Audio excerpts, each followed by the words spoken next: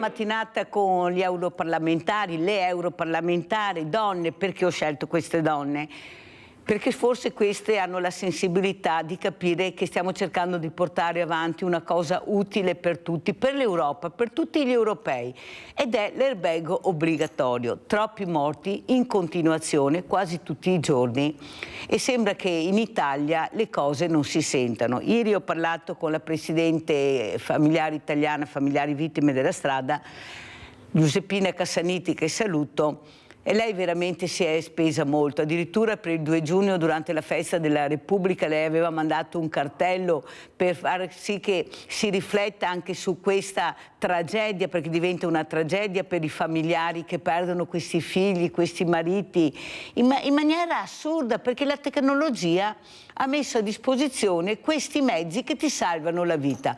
Io sono sicuro che se fosse passato ne avremmo salvate tante di vittime, sono sicura, perché veramente questi strumenti ti proteggono in tutti i sensi. Allora andiamo a vedere questo airbag obbligatorio e poi vi presento le ospiti, ma andiamo a vedere cosa è riuscita a fare la tecnologia, e qualcuno si gira da un'altra parte.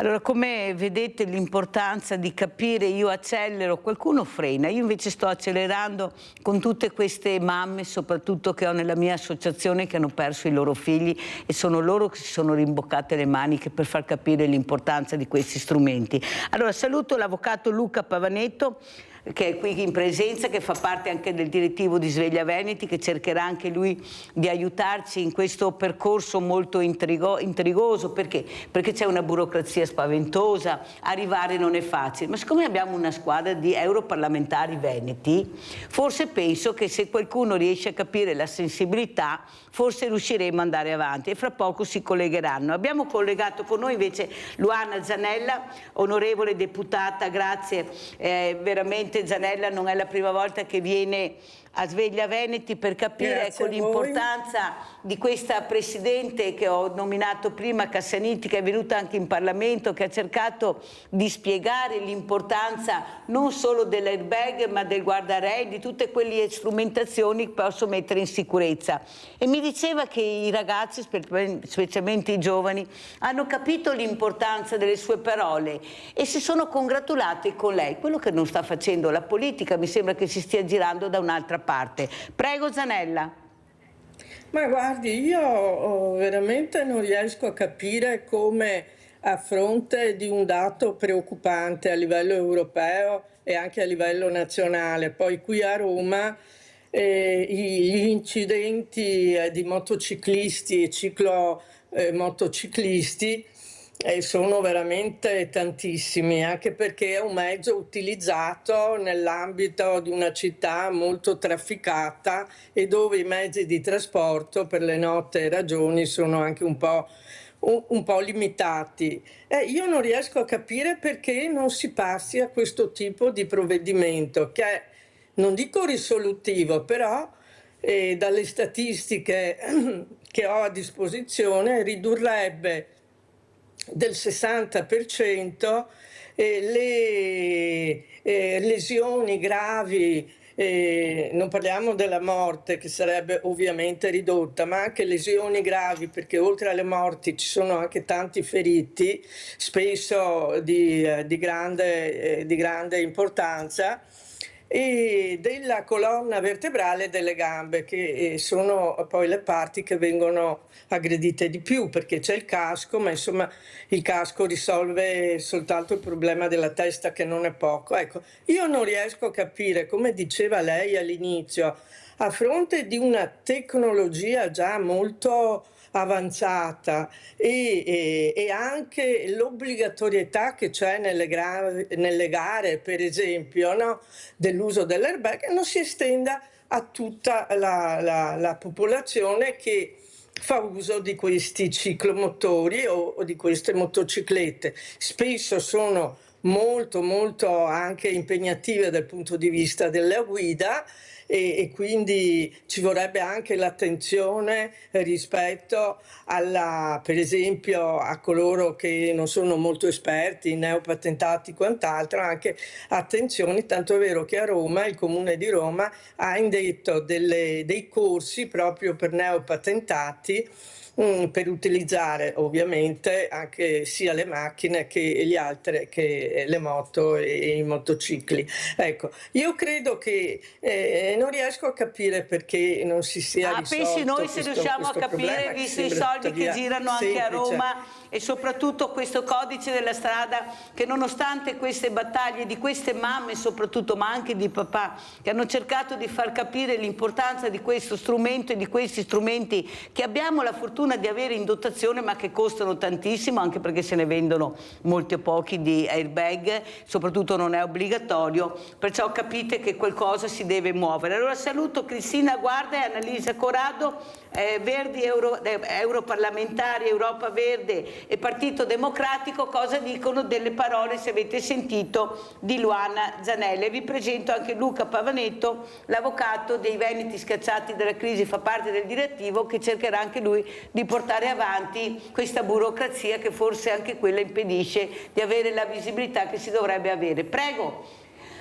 Cristina Guarda, come stai intanto? Okay. Tutto bene? Sì, grazie. È la mia prima settimana a Bruxelles senza la mia bambina di 7 mesi, quindi potete immaginare. Intanto vi saluto con tanto affetto, grazie davvero Mirella di questa occasione, e vorrei ringraziare anzitutto Andrea Dan, che è stata la persona che ci ha sensibilizzati tutti quanti, a me, ad Annalisa e a tutti gli altri parlamentari italiani ed europei, e che si è dedicato tanto a questa ingiustizia sostanziale. Allora, come diceva prima Luana Zanella, l'utilizzo dell'airbag riduce del 60% la probabilità di avere danni alla colonna vertebrale, danni quindi molto gravi e danni che possono essere mortali. E di fronte al fatto che, presentando l'interrogazione in Parlamento europeo proprio a metà dell'aprile scorso, chiedendo se la Commissione intendesse lavorare per l'obbligatorietà degli airbag, raccoglievo dei dati che mi sono sembrati davvero molto significativi. Nel 2023 praticamente quasi il 20% dei decessi sulla strada sono stati di motociclisti, e sono stati 3.361 i decessi di motociclisti, più 539 quelli, gli utilizzatori, diciamo, di ciclomotori. I numeri sono davvero spaventosi, e se dobbiamo pensare alla sicurezza stradale, ma se dobbiamo pensare, visto che il nostro lavoro di politici è pensare al benessere delle persone che ci stanno intorno, che vivono nel nostro territorio, nella nostra Italia, devo essere sincera, dopo aver letto questi numeri, dopo aver parlato sia con l'Associazione Vittime della Strada che con appunto Andrea Dan e tanti altri, mi sono sentita che questa è una priorità sociale e umana senza precedenti. Per cui grazie insomma di darci questa occasione di raccontare della nostra azione. Adesso siamo in attesa della risposta da parte della Commissione europea, ed è molto bello però intanto vedere che l'attenzione su questo tema comincia ad espandersi tra i diversi europarlamentari, a generare alleanze da destra a sinistra. C'è una novità dalla Spagna che è arrivata,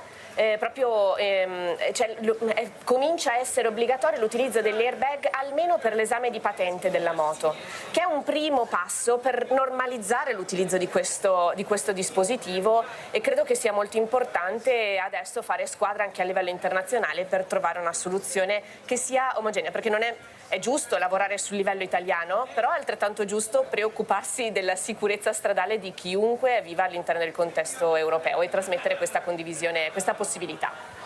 Sentiamo Annalisa Corrado, da pochi giorni è stata qui a Sveglia Venete, ma mi fa piacere vedere uniti i partiti, e questo non è colore politico, questo vuol dire la vita delle persone. Come si fa a dividersi tra destra e sinistra, tra verdi, rossi e arancioni? Qui dobbiamo fare veramente squadra, e devo dire la verità che sia l'europarlamentare Tosi che anche a Elena Donazzano, almeno a parole, anzi Tosi ha detto che è una persona in commissione a livello europeo che porterà avanti questa cosa, perché stiamo parlando di un bene della comunità intera, non è che facciamo un qualcosa per la Campania, per Lazio, per il Veneto, lo facciamo per tutti. Annalisa Corrado.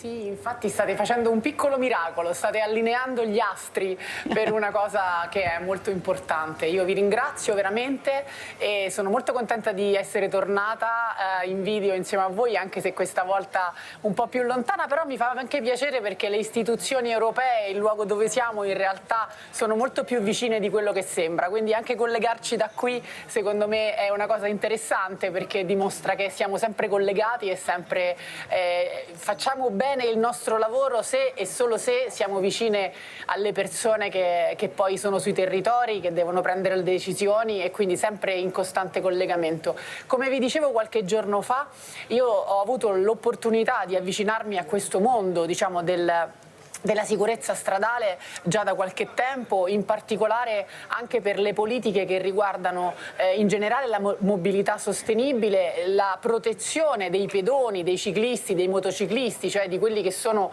poi i più fragili, no? Rispetto alle auto che ovviamente hanno un altro tipo di protezione interna e di sicurezza, che diventano sempre più sicure per chi ci sta dentro, ma sempre più pericolose per chi è fuori, perché sono sempre più grandi, sempre più massicce, e quindi quando vanno ad alta velocità con una massa importante diventano veramente sempre più pericolose.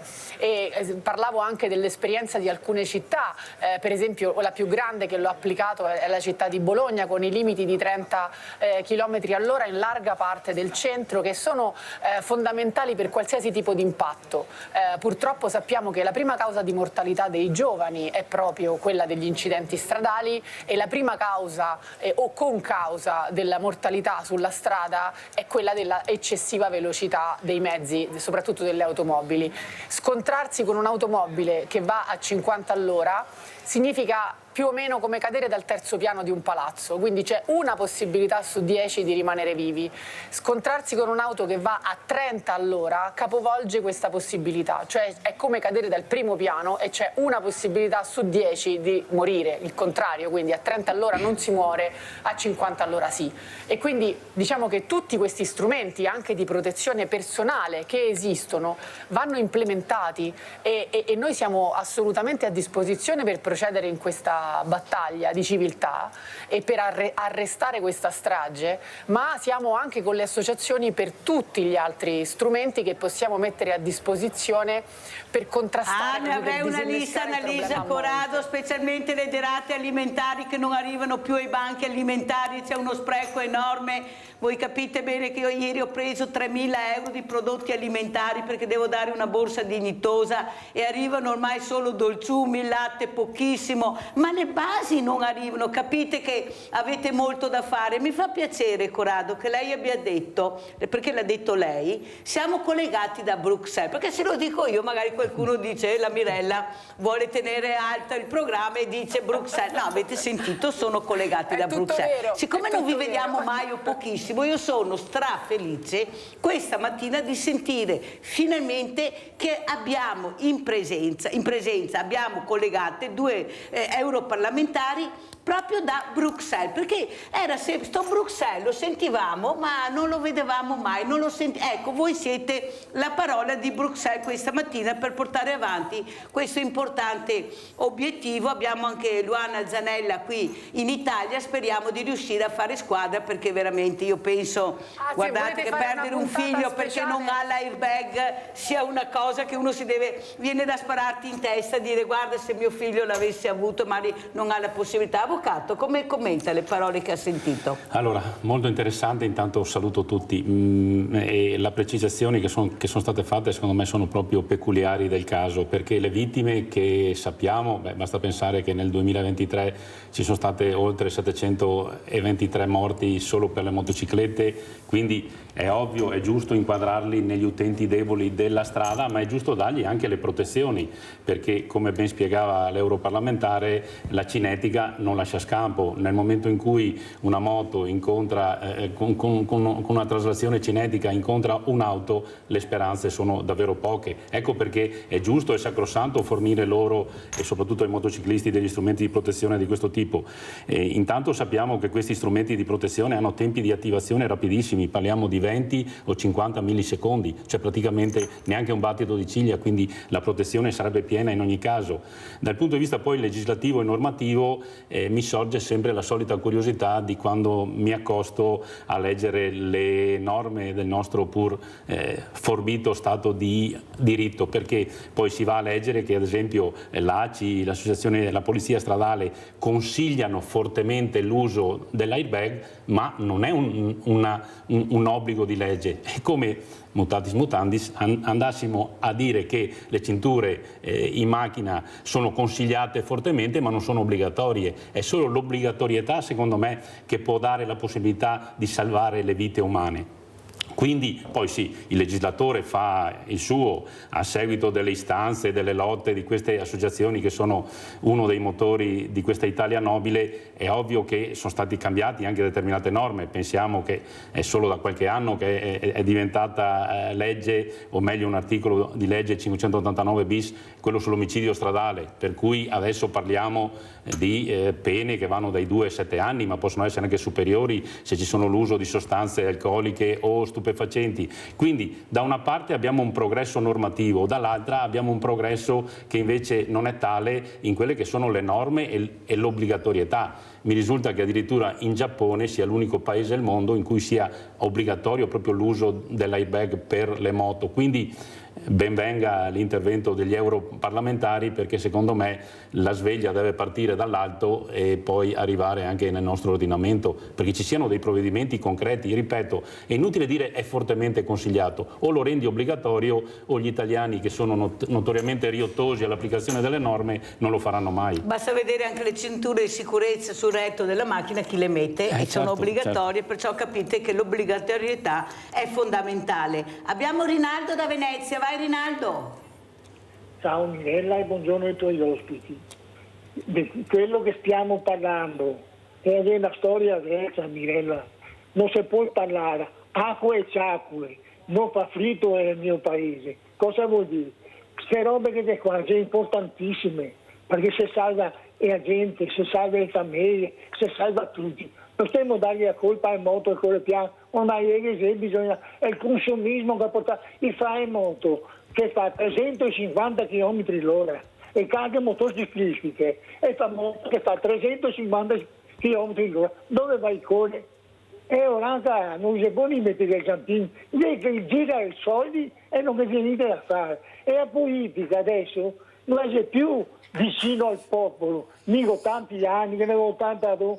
La politica era una volta vicina al popolo, adesso del popolo non gli interessa niente, gli interessa solo quando che gli votazione. Parliamo chiari, se non vi fosse persone come te e tante altre ben veglie che non sia ancora più, che fa quello che fa.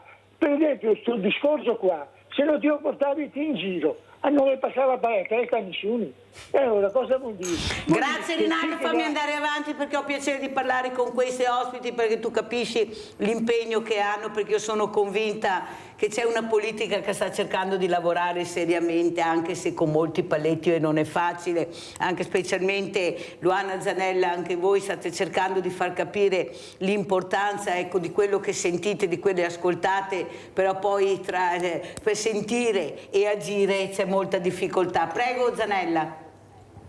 Beh sì, è vero, tanto è vero che ieri per esempio abbiamo parlato in Parlamento dei PFAS, di cui avete parlato anche voi nelle vostre trasmissioni, e vedo che c'è poca consapevolezza di quelli che sono i problemi più importanti e che determinano proprio la qualità della vita, addirittura la sopravvivenza, come nel caso di cui ci stiamo occupando.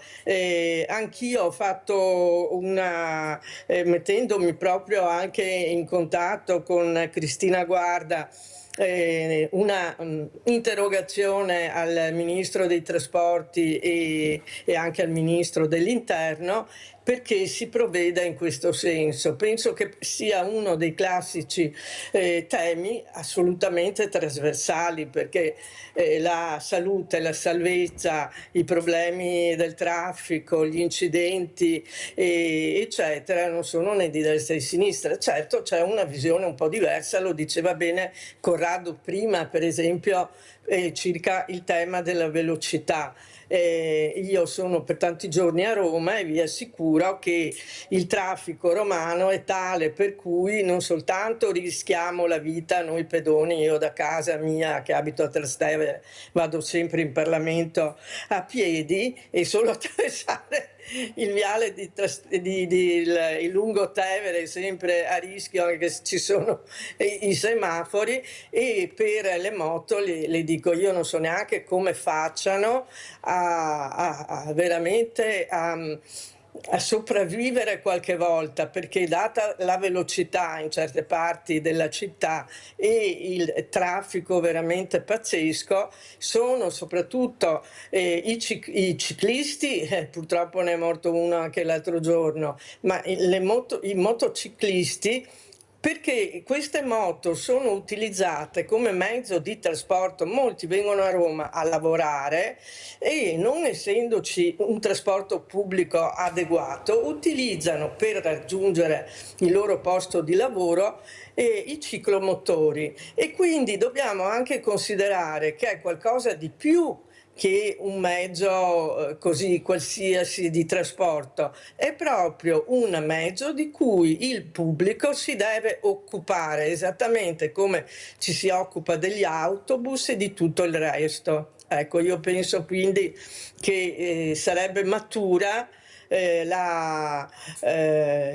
l'opportunità perché ci sia una normativa che impegna. Io sono convinta anche che se ci fosse l'obbligatorietà, quindi una grande domanda, anche il costo di questi airbag certo. diminuirebbe, perché effettivamente è piuttosto Sentiamo alto. Cristina Guarda, devo correre perché il tempo è tiranno. Cristina Guarda, anche il costo diminuirebbe, ma soprattutto l'importanza di far capire che una certa politica sta ascoltando. Ecco, sono giovani, dobbiamo tenere anche in considerazione, già ne abbiamo pochi, se non teniamo in considerazione quei pochi, ma non solo loro, diciamo in generale, però l'importanza è di far capire che ci siete, come fate questa mattina, che state ascoltando, poi vedremo se sono rose. Io sono convinta che fioriranno, perché veramente davanti alle telecamere sentire destra e sinistra per una volta d'accordo e dire sì, state cercando di portare avanti un tema importante, noi ne prendiamo atto, vuol dire che qualcosa si è mosso. Poi Andrea Danca, Saniti, tutte queste mamme,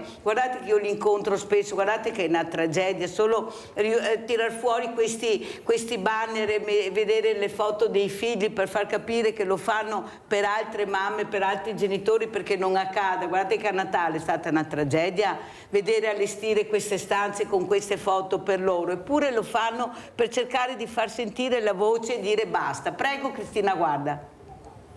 Io penso che ci sia un problema politico ma anche un problema sociale. Il problema sociale parte dal fatto che molto spesso noi tutti pensiamo tanto non capiterà mai a me, e non riguardo soltanto gli incidenti o gli omicidi stradali, ma anche per quanto riguarda altri aspetti delle nostre vite, quindi sottovalutiamo molto la nostra responsabilità personale rispetto alla tutela della nostra vita e di chi ci sta intorno. Quindi qui c'è un problema e anche una necessità di accompagnamento culturale che deve partire dalle famiglie, deve partire nella responsabilizzazione di tutti i cittadini, a prescindere. Poi c'è un problema politico, molto spesso appunto noi ci troviamo d'accordo ad affrontare tematiche come questa, tematiche che mettono al centro la sicurezza delle persone, la sicurezza dei giovani, la sicurezza dei bambini, però molte volte poi dopodiché cade un po' il palco. Quando siamo dentro in aula e votiamo ci sono magari delle pressioni esterne che siano, non so, di lobbismo positivo o negativo, insomma in questo caso negativo. Ci sono delle pressioni esterne, ci sono delle indicazioni di partito, ci sono le indicazioni di governo oppure commissione che dicono sì ma non è ancora il tempo, eccetera eccetera. Allora ecco, qui salta in campo la responsabilità personale, no? Di ogni singolo politico, e quindi questi tipi di iniziative, sia televisive ma soprattutto personali, di relazione anche tra di noi, ci aiutano a riappropriarci della nostra identità personale e politica, non soltanto partitica, non soltanto di indicazione o di convenienza, ma ci mettono di fronte alla nostra scelta personale. Ecco, questa è una di queste scelte e io auspico che la pressione che potremo fare insieme, generando alleanze anche attraverso altri paesi, possa spingere la Commissione europea a dire basta a queste 3.500, quasi 4.000 morti in Europa a causa di incidenti che hanno coinvolto motociclisti o chi utilizza ciclomotori, e a dirci che prima degli interessi magari delle grandi case automobilistiche produttive, che magari non si sentono ancora, come dire, pronte ad affrontare questa scelta, ci sta il bene comune. Molto spesso chi produce auto, moto eccetera non fa delle cose perché il legislatore non gliele chiede, e quindi oggi è il tempo di chiederle in maniera decisa e definitiva. Allora andiamo a vedere anche questi incidenti, che fa bene anche guardare, anche se con una sofferenza immane. Io un abbraccio intanto a tutte queste famiglie che anche la scorsa settimana e questa settimana hanno perso i loro cari figli, i mariti,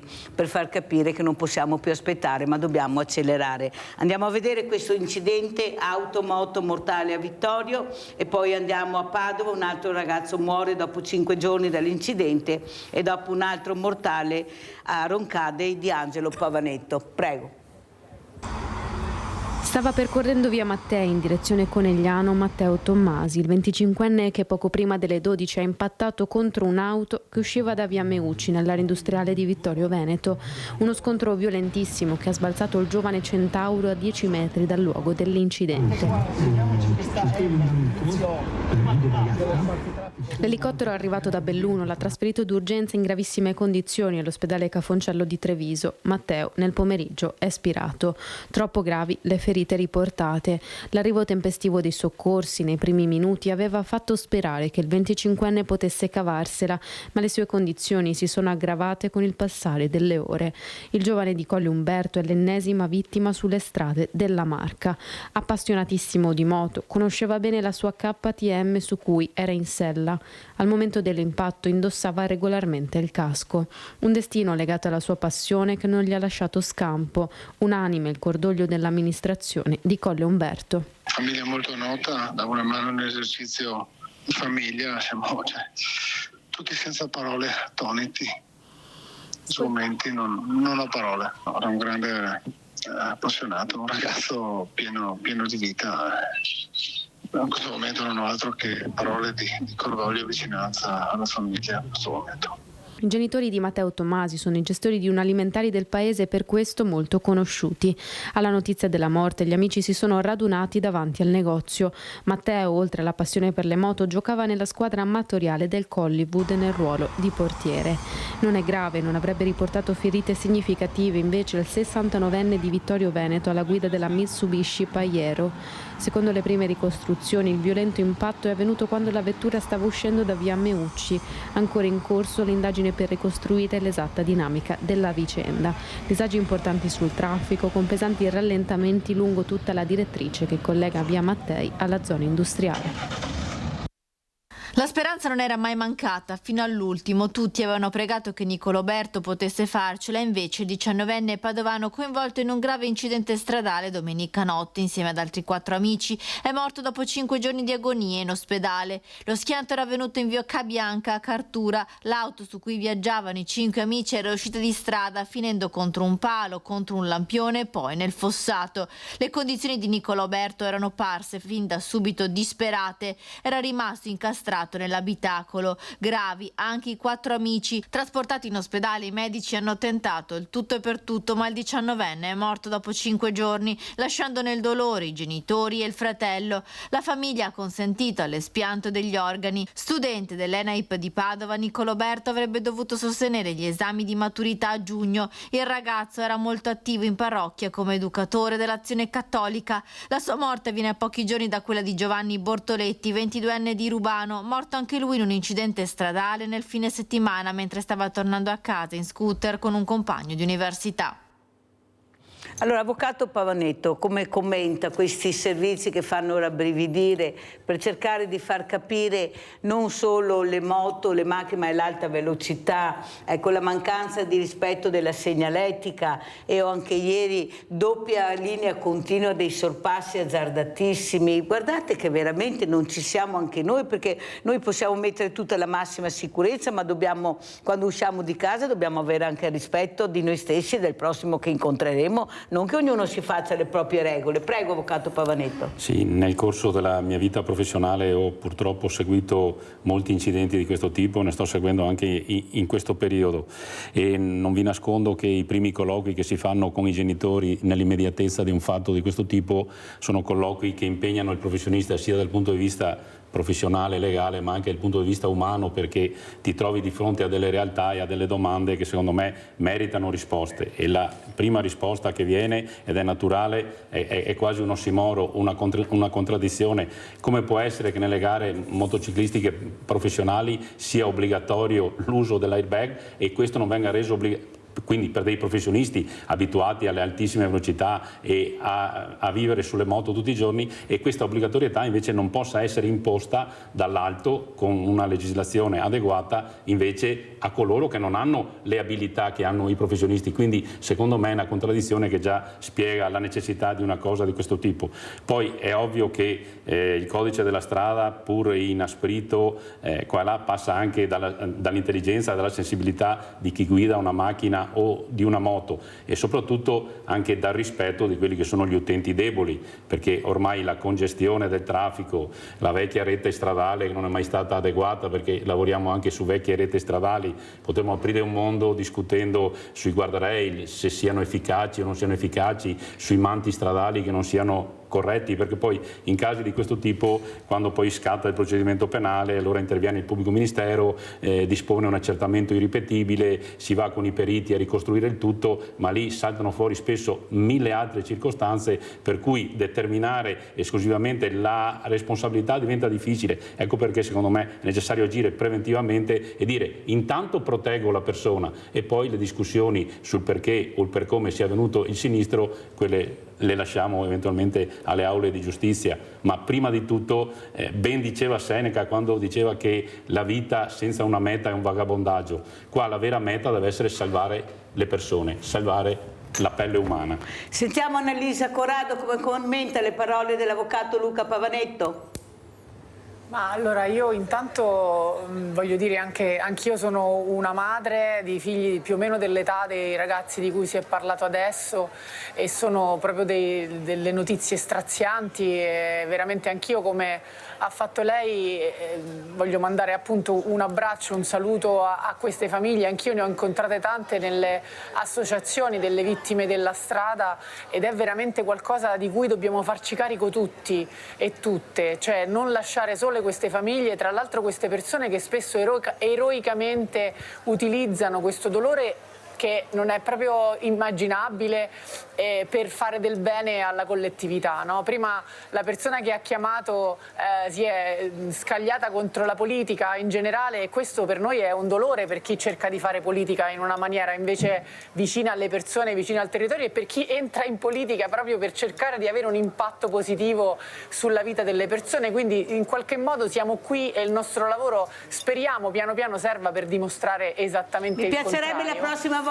che siete ospiti magari di venire con tutti anche gli altri partiti che hanno detto di sì a questo, per vedere se veramente ci fanno o ci stanno. Perciò sarebbe bellissimo vedere per la prima volta da Bruxelles riuniti tutti i partiti indipendenti del colore per un bene pubblico. Sarebbe una cosa, guardate, io ci credo a questa cosa, perché quando parliamo di vite umane parliamo veramente di una cosa seria, di più, e il rispetto per queste vite umane, ecco, lo deve portare avanti anche la politica. Però Luana Zanella, un'altra cosa che volevo chiederle, io parlo con molti ragazzi anche addetti ai lavori, anche quelli che fanno sicurezza stradale, ad esempio Gigi Pirollo, e lui dice una cosa molto importante: è facile avere la patente, ma bisogna saper guidare, e non è la stessa cosa. Bisogna capire che forse dobbiamo rivedere anche queste clausole, questa normativa, perché ormai il motore non serve più, perché se si ferma la macchina non è che alzi il cofano come noi, vai a vedere o chiami, ecco, più ore di scuola guida, perché non si fanno? In altri paesi, poi lo chiederemo alle nostre europarlamentari, le ore di scuola guida sono molto di più, da noi sono pochissime, 6 ore. Cosa dice anche qua Luana di capire veramente l'importanza di andare avanti? Non possiamo avere regole veramente vecchie, superate. Cosa sono 6 ore di guida rispetto alle 20 ore che fanno altri paesi? E soprattutto questo motore, ma cosa ci mette ancora il motore? Cambiare anche quella che è la realtà delle scuole guida, l'insegnamento. Ad esempio un altro diceva: ma voi vedete scuola guida nelle autostrade quando piove, diluvia, e poi queste persone invece si mettono alla guida anche in queste condizioni, ma si vedono pochissimo. Bisogna avere la sensibilità di quello che insegna. Cosa dice? Anche questo è un tema da affrontare: meno motore, più scuola guida. Secondo me, Mirella, lei ha perfettamente ragione. Io ricordo quando feci la patente tantissimi anni fa e la presi, ma non ero in grado di guidare veramente. Mi ricordo che avevo difficoltà a passare dalla terza alla quarta, perché mi dava il senso di maggior pericolo stare in quarta rispetto alla terza. E quindi io credo che non soltanto, anche fossero 20, comunque sono pochissime, ci vogliono migliaia di chilometri macinati per avere una vera esperienza. Quello che bisogna fare è sicuramente aumentare il numero delle ore, ma anche un'educazione stradale che venga impartita fin dalle elementari. Perché quando tu sei educato e sai che in strada, dal pedone all'automobilista al conduttore di mezzi pesanti, ci sono delle regole e anche ci sono dei grandissimi pericoli, ci vuole un'assunzione di responsabilità che ha bisogno di un terreno che è quello della cultura, che deve essere impartito esattamente come gli altri aspetti dell'educazione e della formazione del cittadino e della cittadina. Ecco, io penso quindi, come dicevo all'inizio, che l'iniziativa del Comune di Roma, di questa scuola di rafforzamento, insomma, di guida per i neopatentati sia una buona iniziativa, perché tu hai la patente, ti ripeto, anche se avessi fatto 20 ore, non ti cambia, anche se gli esami sì, però vede, le iniziative sono buone, Luana Zanella, però abbiamo bisogno che la politica agisca, perché noi possiamo fare 1000 iniziative, ma se poi la politica dalla stanza dei battoni non dà il via, rimaniamo fermi. Pubblicità.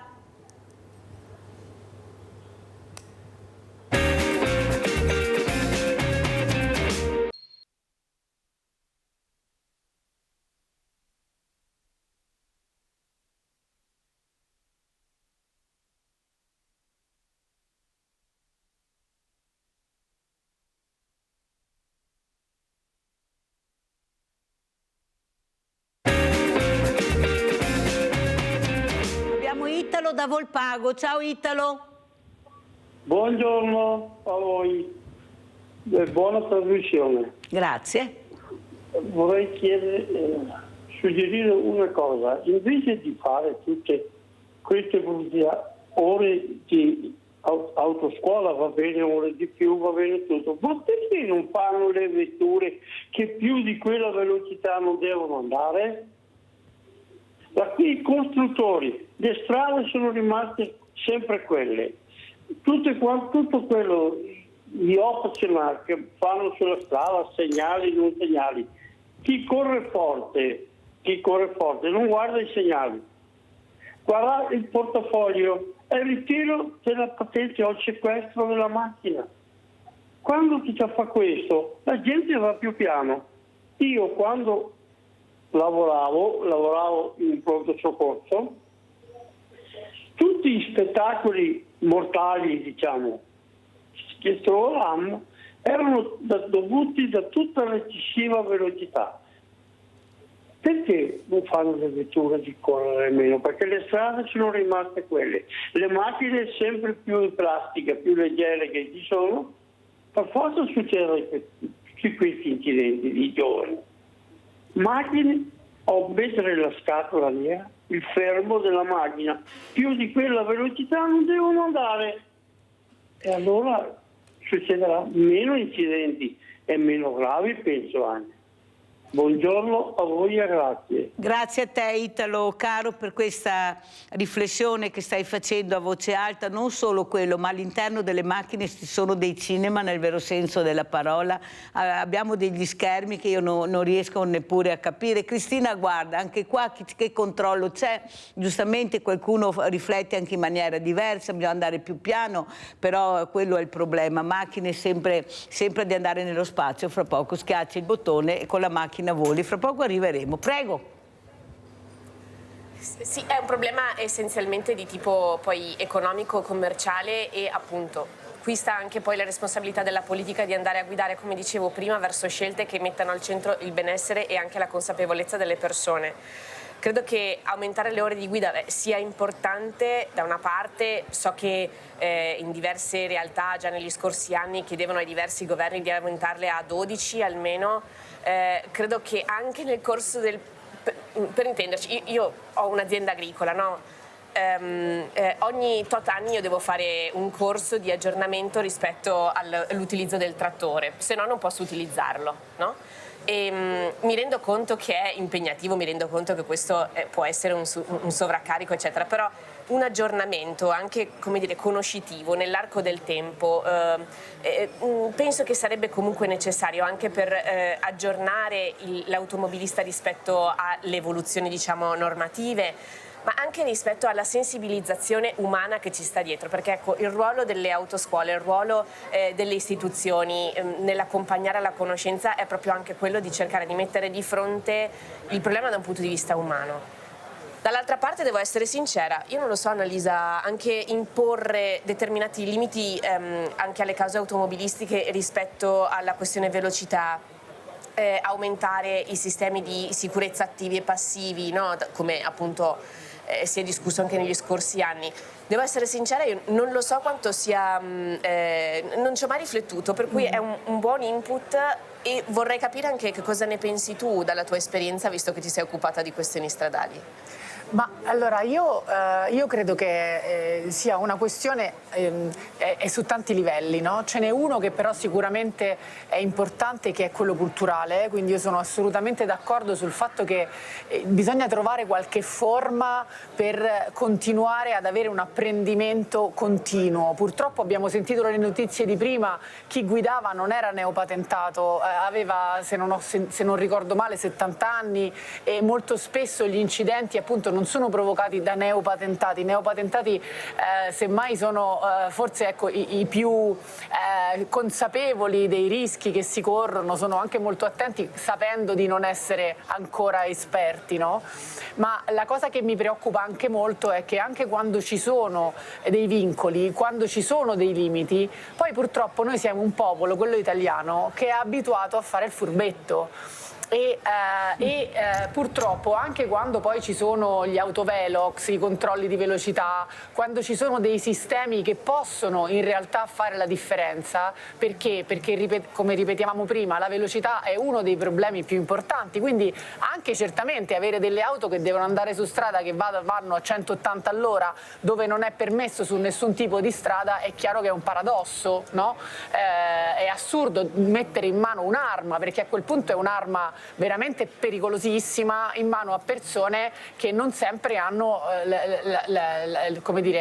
la saggezza, il senso civico per utilizzarle in maniera sensata. Quindi anch'io sono molto d'accordo sul fatto che se uno deve andare su pista a fare una gara di velocità deve avere una macchina che può andare a qualsiasi velocità. Se devi andare su strada su cui il massimo raggiungibile in autostrada è 130, non si capisce perché tu puoi andare anche a 200 se hai una macchina molto potente, no? Quindi io su questo sono d'accordo. È una cosa su cui si potrebbe ragionare, anche se mi rendo conto che politicamente è molto complesso riuscire a rompere un muro che è quello appunto della intanto iniziate, guarda, iniziate veramente, poi vediamo se arrivate all'obiettivo, perché io penso anche che ci dovrebbe essere anche un controllo, e qua vorrei che intervenisse anche Luana Zanella. Ad esempio anche le rotonde, ma erano tutte necessarie, ma sono tutte proprio state fatte per il bene comune, oppure delle volte ci domandiamo ma cos'è questa roba qua? E poi i cartelli attorno alle rotonde, 100 cartelli, non sai da che parte. Chi è che deve controllare? Chi è che deve togliere o mettere? Perché qui non si più riesce, quando arrivi alla rotonda non sai più da che parte girare. Ecco, il controllo anche sulla segnaletica, oppure come diceva Gigi Pirollo, che appunto fa guida sicura con l'ACI, e ti trovi i cartelli 90, 60, 50, 70, dopo 10 metri. Ma cos'è sta roba? Ma come fai? Ma il buonsenso dov'è? Ecco, chi è che deve controllare il buonsenso anche della segnaletica? Chi è che deve decidere cosa mettere, come mettere? Sempre la polizia locale, il comune, la regione, la provincia, visto che la provincia regna sovrana sulle strade. Vorrei capire il ruolo della provincia, se c'è ancora la provincia, non l'abbiamo mica capito, se c'è o non c'è. Prego, Zanella. Beh, diciamo che le rotonde, laddove ci sono e sono state progettate bene all'interno di un piano, logicamente, della mobilità che viene generalmente fatto a livello comunale per quanto riguarda le strade di competenza, e agli altri livelli regionale o statale, dipende appunto dalla viabilità di cui si parla. Secondo me invece sono stati una soluzione buona sia per la fluidificazione ma anche per la diminuzione della velocità. Poi per quanto riguarda la segnaletica, è chiaro che bisogna che ci sia una segnaletica innanzitutto molto, molto precisa e non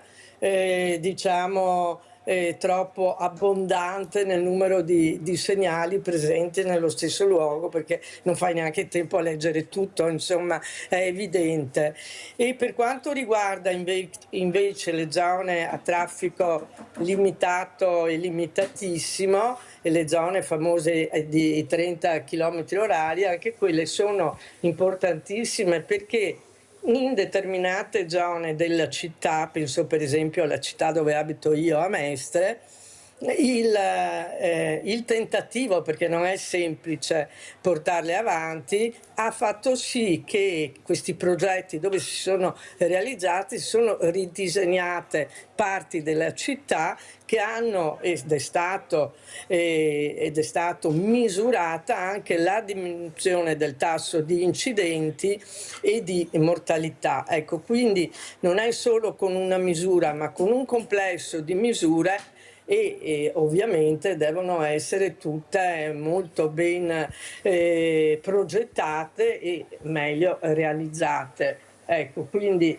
se noi abbiamo una velocità limitata, è anche meno necessario mettere la pista ciclabile, diciamo, no? Quindi quando le strade sono molto strette è impossibile fare una pista ciclabile. Se tu hai il 30 all'ora è possibile la convivenza tra la bici e il traffico più pesante. Ecco, quindi ci vogliono le buone amministrazioni, l'amministrazione che metta al centro soprattutto le persone più deboli, le persone più fragili, le persone più bisognose, per esempio le mamme con le carrozzine, le persone con disabilità. Ecco, dovrebbero essere una città e una viabilità a misura di queste persone, tutti starebbero meglio. Certo che insomma in Genova non sono e i conflitti di interesse ci sono pure, per cui meno male che l'ha detto Luana Zanella, perché lo avrei aggiunto io, perché parole, i problemi si sanno, ma mi sembra che non andiamo avanti. Io non vedo che nessuno tolga la segnaletica che non va bene, soprattutto per far capire che qualcuno ascolta. Avvocato Pavanetto, ormai siamo in chiusura, cosa vuole, come vuole commentare, cosa vuole dire? Allora, che dai ragionamenti che sono stati fatti, tutti apprezzabili, ci sono spunti interessanti, ad esempio quello del costante aggiornamento che dovrebbe essere fatto per chi ha una patente di guida, cioè la patente di guida non deve diventare un documento totem che una volta conseguito deve essere come una pianta, la vado a innaffiare con corsi di aggiornamento. È semplicissimo, ma se facessimo un test oggi, se fosse possibile, chiedendo a un utente della strada chi ha la patente se conosce gli articoli 141 e 143 del codice della strada che impongono di poter conservare il controllo dell'autoveicolo in qualsiasi situazione di stato, tempo e luogo, secondo me nessuno li conosce bene, o perlomeno non ne conosce l'interpretazione che poi viene data in sede di giudizio. Se io sto sorpassando una bicicletta, devo poter immaginare che questa bicicletta abbia uno scarto, quindi devo utilizzare un sistema di sicurezza, devo essere io che guido che vado a evitare il danno all'utente debole. Cioè queste sono tutte interpretazioni che andrebbero insegnate alla scuola guida, andrebbero proprio trasmesse in modo che le persone guidino in maniera responsabile. Allora forse insieme agli airbag, che sono fondamentali, e a tutti gli altri ausili di sicurezza potremmo risolvere concretamente il problema. Sentiamo come ci salutano le europarlamentari. Allora iniziamo da Corrado, poi andiamo da Cristina Guarda. Annalisa Corrado, come ci saluta? Io direi che i tempi sono maturi per fare una puntata da Bruxelles, perché così a questo punto abbiamo fatto il collegamento da un lato, lo facciamo anche al contrario. Ci viene a trovare e proviamo a parlare qui, a fare qualche incontro anche per capire come funziona nelle altre nazioni e quali buone pratiche possiamo scambiarci per fare tutti un passo avanti. Come diceva lei giustamente prima, non è una cosa importante questo ragionamento che stiamo facendo solo per il Veneto, solo per l'Italia, ma appunto è importante per tutte e per tutti coloro che si mettono in strada, e quindi penso che possiamo farne veramente, anche con tutti gli altri pensieri attorno, no? A cui stavamo facendo riferimento, come la velocità, la cultura, la consapevolezza, il senso civico, potremo farne una grande battaglia tutte e tutti insieme. Grazie Annalisa Corrado. Cristina Guarda, come ci saluta? Che ci sentiamo quando riceveremo la risposta della Commissione Europea all'interrogazione di aprile, che ormai sono un pochino, comincia a scadere il tempo per rispondere. Quindi sapremo di che cosa, su cosa cominciare a lavorare, e a questo punto tutti insieme, grazie a questo lavoro di unità che ci state aiutando a realizzare. Grazie anche a Cristina Guarda, complimenti, continuiamo così, spero di vedervi presto su questi schermi per portare avanti veramente questa disperazione e questo urlo di dolore di tante famiglie purtroppo che sta continuando. Grazie, grazie, non so se abbiamo il collegamento con Luana Zanella, se no la saluto, è caduta. Grazie a tutti, grazie all'avvocato Luca Pavanetto. Pubblicità.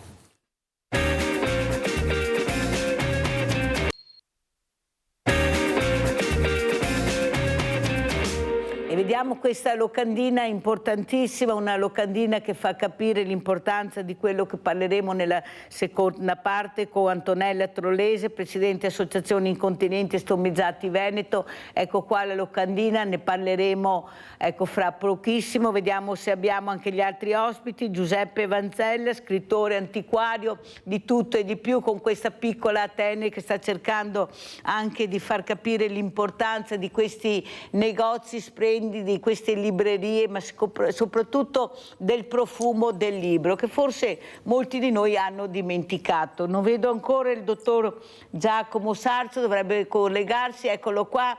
Buongiorno dottor Sarzo, buongiorno.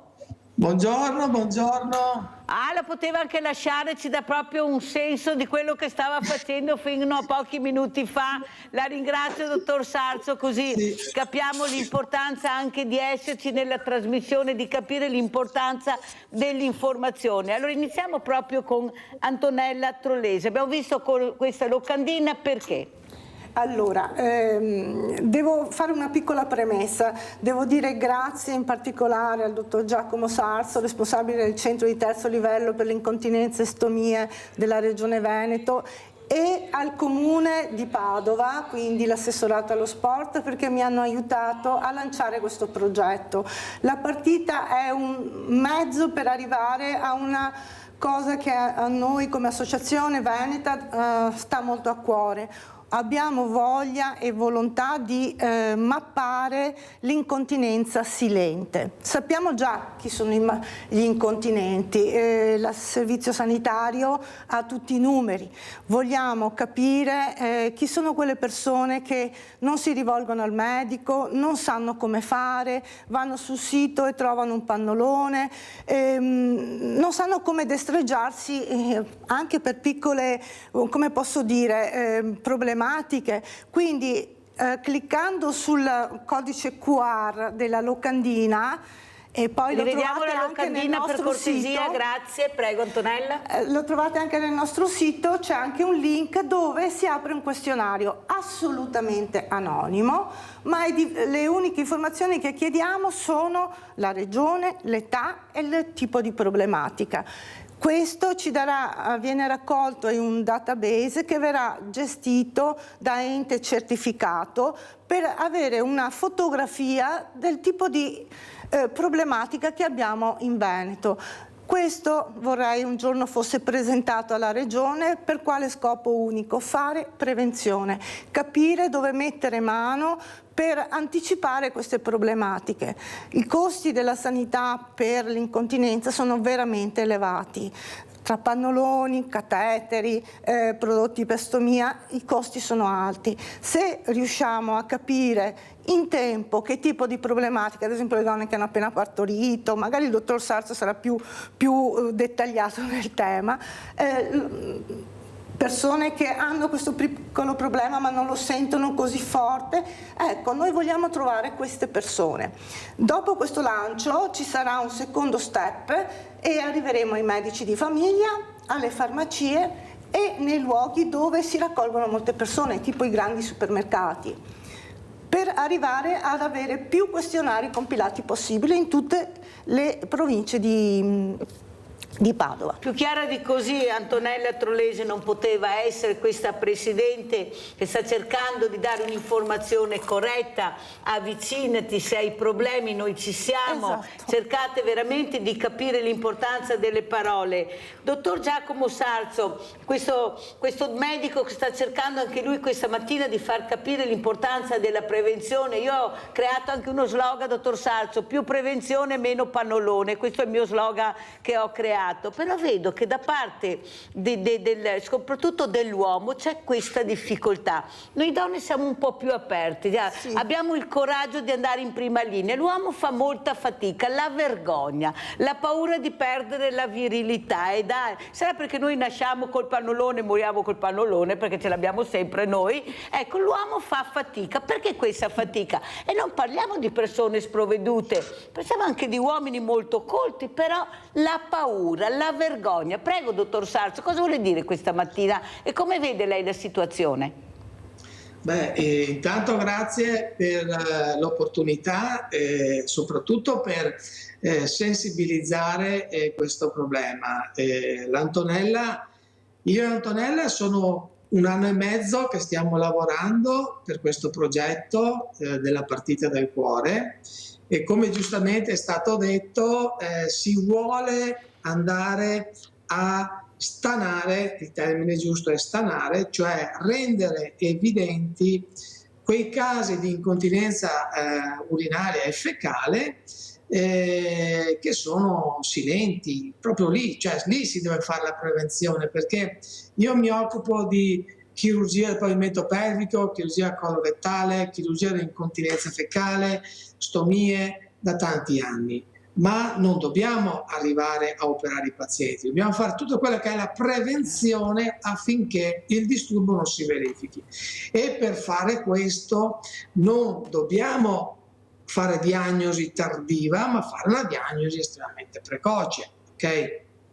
Oggi stesso ho in sala una paziente complessa con un prolasso pelvico e che ha problemi di incontinenza, però è arrivata con uno stadio di malattia avanzato. Ecco, il progetto che abbiamo studiato con l'Antonella da un bel po' e dovrei ringraziare tantissime persone, collaboratori e soprattutto il comune e la mia azienda che ci hanno dato l'opportunità di organizzare questo evento il giorno 12 giugno presso lo Stadio Appiani, in particolare l'assessore Bonavina che appena informato della nostre intenzioni ha accolto la volontà. Poi lei mi chiede ma perché il maschio tende ad essere così sotto traccia, sotto sabbia nei confronti di queste problematiche? Diciamo che l'aspetto intimo, la sfera intima, per tanti motivi in questo caso la donna è ben più predisposta a farne parola con il proprio medico, con i propri consulenti, mentre il maschio vive sempre questo tabù, okay? Questa difficoltà di parlarne non tanto con il proprio medico, ma nemmeno con i propri amici, se non per scherzo. Ecco. Quindi questa è una difficoltà che noi anche attraverso questo tipo di manifestazione vogliamo far emergere. Lì nella locandina c'è un barcode. Vediamo anche, eccolo qua, dottor Sarzo, l'immagine del questionario, prego. Prego? Ecco, adesso vediamo anche l'immagine del questionario che la stanno mettendo in onda, quello che dice lei, prego. Lì c'è un barcode attraverso il quale, inquadrandolo col proprio cellulare, abbiamo studiato delle domande per poi fare una valutazione se il grado di sofferenza che può avere quel paziente in merito all'aspetto urinario o fecale sia da attenzionare a un proprio medico. Perché facciamo questo evento? Questo evento lo facciamo per una promozione verso questa realtà sommersa, ma anche ovviamente per cercare di recuperare anche dei fondi, ed è per questo che deve essere più possibile sensibilizzata la popolazione a partecipare, per dare poi all'associazione AISVE per fare tutto uno studio anche di ricerca che va a valutare il grado di incontinenza che c'è nel nostro territorio. Noi siamo un progetto pilota per il Veneto, ma non solo per il Veneto, ma anche per tutta Italia. Stiamo cercando di iniziare da qui a individuare qual è il livello di pazienti che sono incontinenti e non lo hanno mai reso pubblico, proprio perché sappiamo molto molto bene che questi pazienti poi basta alle volte dei comportamenti igienici, a volte o comportamentali, tipo della riabilitazione, per prevenire il disturbo. Molto chiaro, dottor Sarzo, la ringrazio. Allora io vorrei ritornare alla locandina. Perché Mirella ha invitato Giuseppe Vanzella? Perché oltre a essere un scrittore, un antiquario, lui è anche un appassionato di foto. Ecco, lui veramente è fotografo, a lui piace la fotografia. Quanto importante è la foto? Io ad esempio questa frase bellissima, ecco, con questa foto Giuseppe Vanzella, siamo un'opera d'arte come tu vedi, ecco, ti dà un'immagine della forza, della bellezza del corpo umano. Quanto è importante la foto, una foto che rispecchia quello che tu stai cercando di trasmettere con l'informazione. Prego Giuseppe. Te Mirella, saluto i nostri telespettatori e saluto anche gli altri ospiti. Diciamo che la fotografia oggi nella contemporaneità è assolutamente importante per una individuazione immediata del fatto, di quello che si prospetta. Cioè la fotografia è un ausilio straordinario che ci aiuta in un attimo a comprendere in che mondo siamo immersi. Nel caso specifico sicuramente il grafico che ha messo in moto la sua preparazione per riuscire a creare nel miglior modo possibile questo evento, riesce attraverso la fotografia del corpo, anche in questo caso una scultura classica, dare una conferma sull'immediatezza di quello di cui si vuol parlare.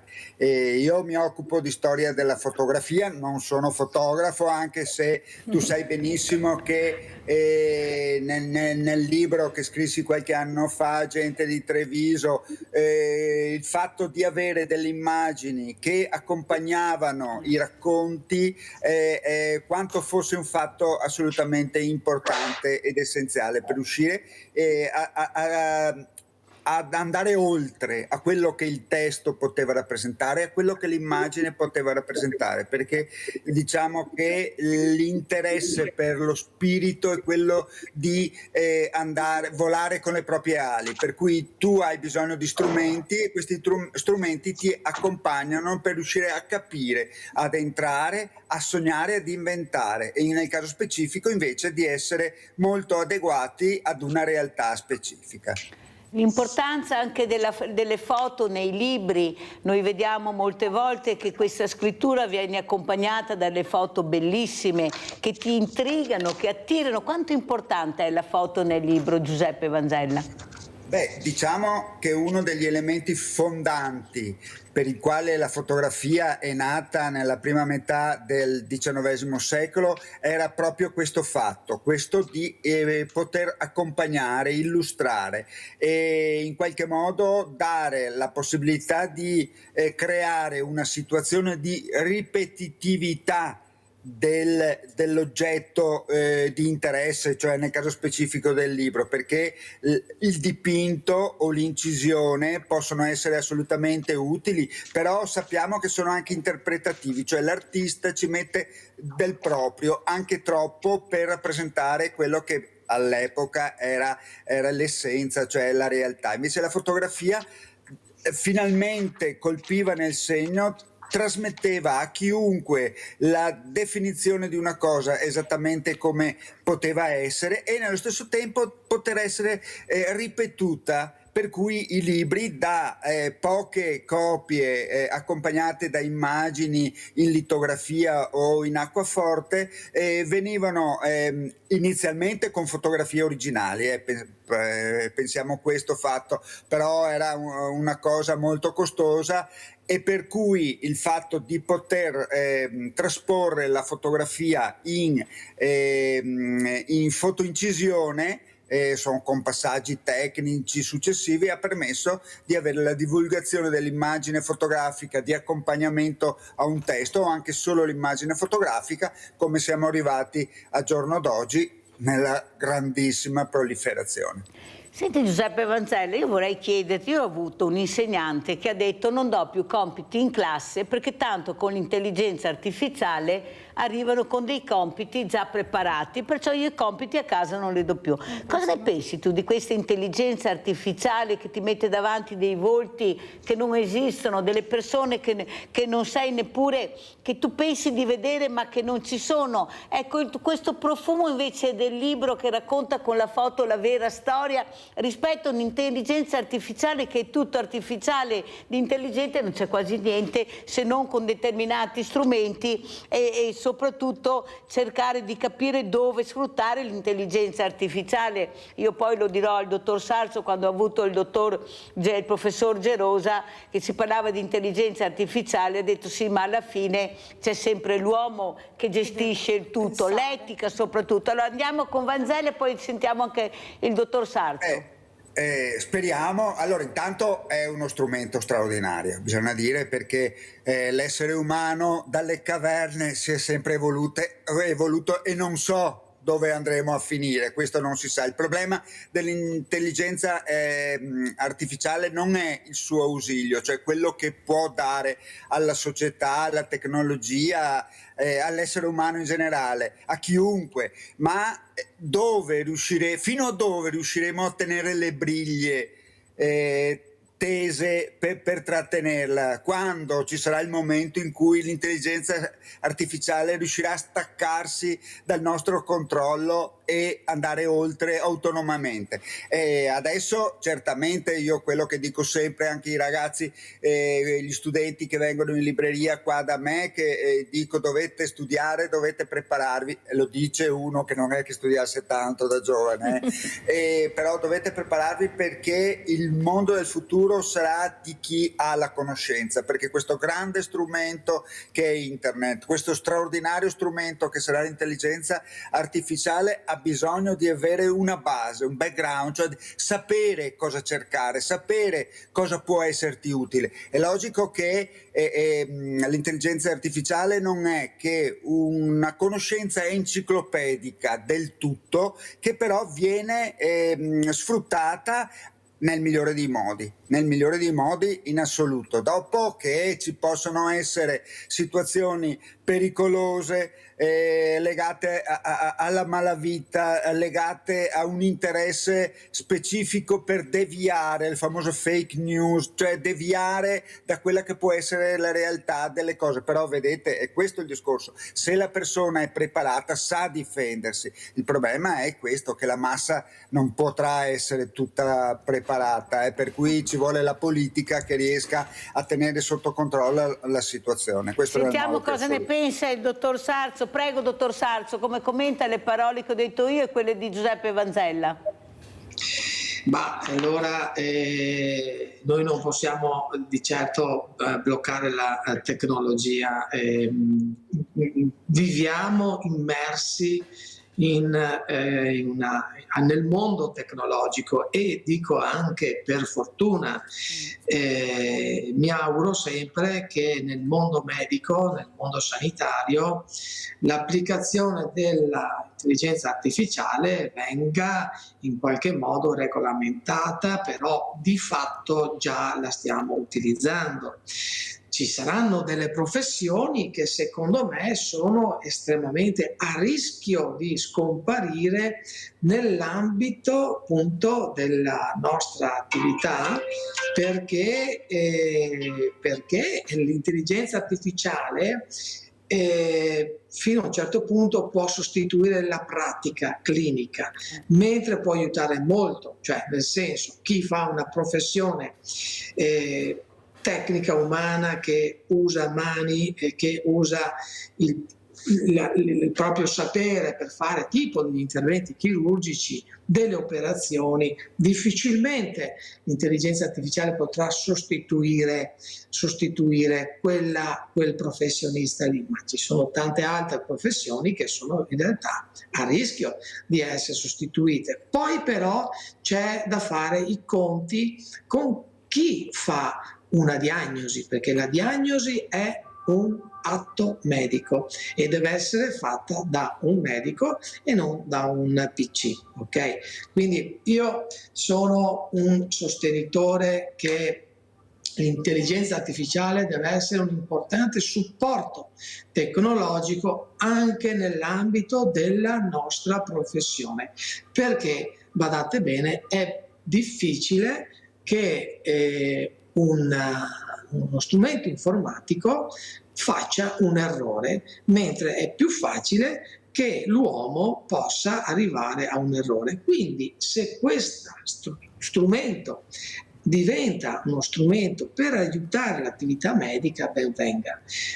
Io mi occupo di chirurgia robotica, voi sapete che ci sono aziende che stanno impostando interventi chirurgici standardizzati attraverso l'utilizzo dell'intelligenza artificiale e del robot, attraverso la implementazione di attività, quindi esami, quindi risonanze e quant'altro di quei pazienti lì, e si può pensare, ma non lontanissimo, di arrivare a un intervento chirurgico completamente performato da un robot con il chirurgo che sta a vedere fuori. Ecco, per certe attività molto banali si può arrivare a questo. Io non so se siete mai stati a vedere un impianto di alta tecnologia robotica industriale, e mi immaginavo quando sono stato di vedere un futuro sanitario così. Si può arrivare anche a questo, secondo me. I limiti non ci saranno, sarà difficile bloccare la tecnologia. Ecco, bisogna però normarla, senz'altro dovrà essere normata, anche e soprattutto nell'ambito sanitario, però io sono del parere che è uno strumento che dobbiamo accogliere a braccia aperte, perché ci aiuta nella nostra professione. Dottor Sarso, potremmo dire che forse riusciremo anche a combattere le liste d'attesa con questa nuova metodologia, con questo nuovo modo di operare, di fare esami? No, vede, questa è una cosa un po' più difficile, perché poi la diagnosi è un atto medico, la visita è un atto medico, la prescrizione è un atto medico, ok? Senz'altro ci saranno delle attività cliniche nelle quali il medico può essere favorito nel avere un supporto per una diagnosi più veloce, più rapida, ok? E quindi ci potrà essere un rimbalzo anche in questo, penso io, è una mia ipotesi. Potremmo arrivare ad avere un aiuto da parte dell'intelligenza artificiale per formulare una diagnosi prima, non so, guardando per esempio una TAC, una radiografia, un elettrocardiogramma, ok? Però poi è sempre il medico che deve prendere una decisione e redare un referto, e su questo che poi deve essere normata la disciplina, perché altrimenti se prendiamo per ipotesi un paziente che si attacca a un PC e mette nel suo dischetto, il dischetto della sua TAC nel computer, utilizza l'intelligenza artificiale, l'intelligenza artificiale dà una diagnosi che è già fatta. Ecco, dobbiamo normare queste cose. No, ma fa bene averlo detto, dottor Sarso, perché è molto importante capire anche a casa che devono avvalersi dei professionisti, delle persone che sanno, se no facciamo come la pandemia col discorso dei vaccini. Cosa è successo? Che ognuno andava in internet, ascoltava quello che voleva ascoltare e le fragilità sono state manipolate. Questa è la mia preoccupazione, il manipolamento che può avvenire. Cosa ne pensa, Presidente Trollese? Ci sono molte persone che hanno preso internet come il medico di famiglia. Sento molti nostri associati, pazienti che dicono: oh, questo disturbo, vado in internet, mi hanno detto, ho letto che ci dice che in realtà quello che è consigliabile è sempre quello di andare da un medico di famiglia in prima battuta, dopodiché sarà lui che valuta dove orientare il paziente, insomma, questo è fondamentale. Presidente Trollese, rivediamo anche questo questionario che sta cercando veramente di esplorare anche questo mondo sommerso. Di paura, ecco, di vergogna. Cos'è che le fa proprio, che teme di più? Ecco, perché stiamo parlando anche di persone molto giovani ormai, perché una volta si pensava che gli stomizzati fossero tutti diversamente giovani, con patologie, invece la realtà è diversa. Da quando voi venite in trasmissione abbiamo capito che ci sono realtà di bambini, di persone, ecco, di persone in gravidanza, di persone che hanno partorito, poi sentiremo anche il dottor Sarso. Cos'è che la preoccupa di più, Presidente? Il questionario è stato fatto su 3 temi: l'aspetto psicologico e il disagio, quindi ci sono delle domande che vanno a toccare l'intimo della persona. Questo questionario, dalle domande rileveremo che tipo di disagio ha la persona nel suo vivere con la famiglia, con la società. Il secondo aspetto del questionario è la vita pratica, cioè cosa mi procura ogni giorno avere un'incontinenza, un'astomia, un'incontinenza fecale, un'incontinenza urinaria. Il terzo aspetto è il disagio sociale. Che cosa mi succede quando sto con gli altri, ed è molto importante che le persone raccontino queste cose, proprio come dicevo prima, per arrivare ad avere una fotografia di qualcosa che c'è, ma non lo vediamo molto bene, non lo sappiamo. L'idea è proprio di arrivare a portare questa cosa in regione affinché possa essere studiato insieme con la scuola, in qualche modo. L'idea è molto ampia, di trovare una soluzione alla prevenzione, una soluzione alla riabilitazione, perché questo può aiutare anche la sanità nel lungo periodo. Non possiamo arrivare tutti, come diceva il dottor Sarso, giustamente, ammalati e arrivare all'intervento. C'è molta strada prima, ci si accorge molto prima quando tu cominci ad abbassarti magari e hai qualche problema, oppure a tossire e dai uno sforzo e ti capita qualcosa. E soprattutto anche nel posto di lavoro. Io ho avuto degli ospiti che adesso le cose sono cambiate, ma all'inizio era molto duro per uno stomizzato andare a lavorare, essere accettato dalla società anche dove lavori. Com'è la situazione, Presidente? Diciamo che c'è una normativa specifica per gli stomizzati, dovrebbero tutti avere un bagno adeguato, personale, ma nella realtà dei fatti non è così. Ma non è così. Primo perché lo stesso paziente non fa rispettare i suoi diritti, perché, come dicevo prima, il più delle volte nasconde questa problematica, ed è questo che noi vogliamo dire. Usciamo da questo tunnel chiuso e mettiamoci in mostra, perché alla fine siamo un'opera d'arte. Questa foto del discobolo con la stomia, col sacchetto dello stomizzato, fa parte della nostra campagna di sensibilizzazione. Siamo un'opera d'arte. La campagna 2024-2026 sono 6 opere d'arte che i beni culturali ci hanno autorizzato ad applicare un prodotto per stomia o un pannolone, proprio perché la persona in sé è unica, è un'opera d'arte, anche se ha una condizione particolare.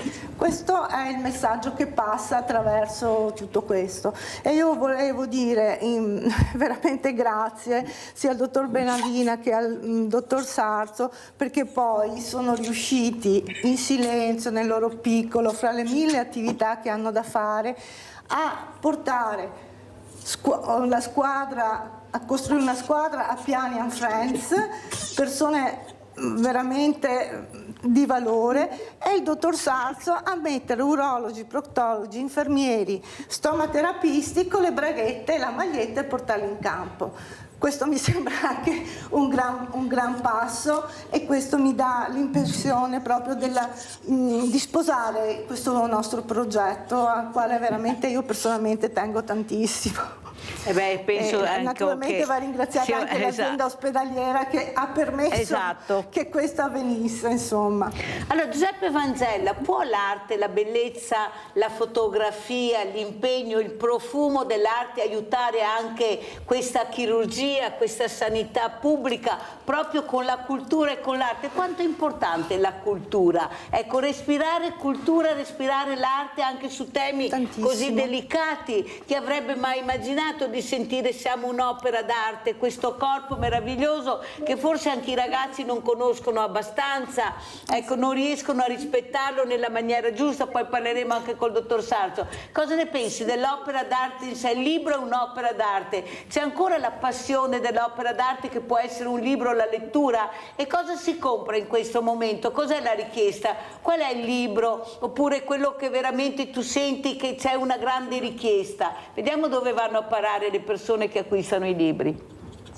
Allora, intanto devo dire che è assolutamente essenziale il fatto di appoggiarsi alla cultura come momento salvifico per la persona, per l'umanità in generale. Io dico sempre una cosa che che mi piace dire è che alla fine di grandi tempi di potere, di grandi momenti di storia, quello che resta non sono le battaglie, non sono gli sviluppi economici, quello che resta sono gli elementi significativi delle opere d'arte, i grandi papi, i grandi condottieri, i grandi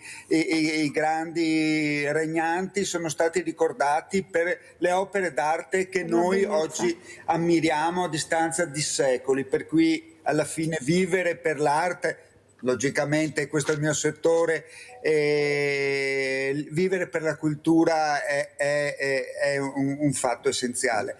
Oggi non bisogna, a mio avviso, demonizzare troppo le ultime generazioni, perché intanto loro sono state educate a un mondo che abbiamo creato noi, per cui da un certo punto di vista dovrebbero essere anche in qualche modo assolti da com'è la situazione generale, perché dopo 80 anni di pace, di tranquillità, si può tornare al rischio della guerra,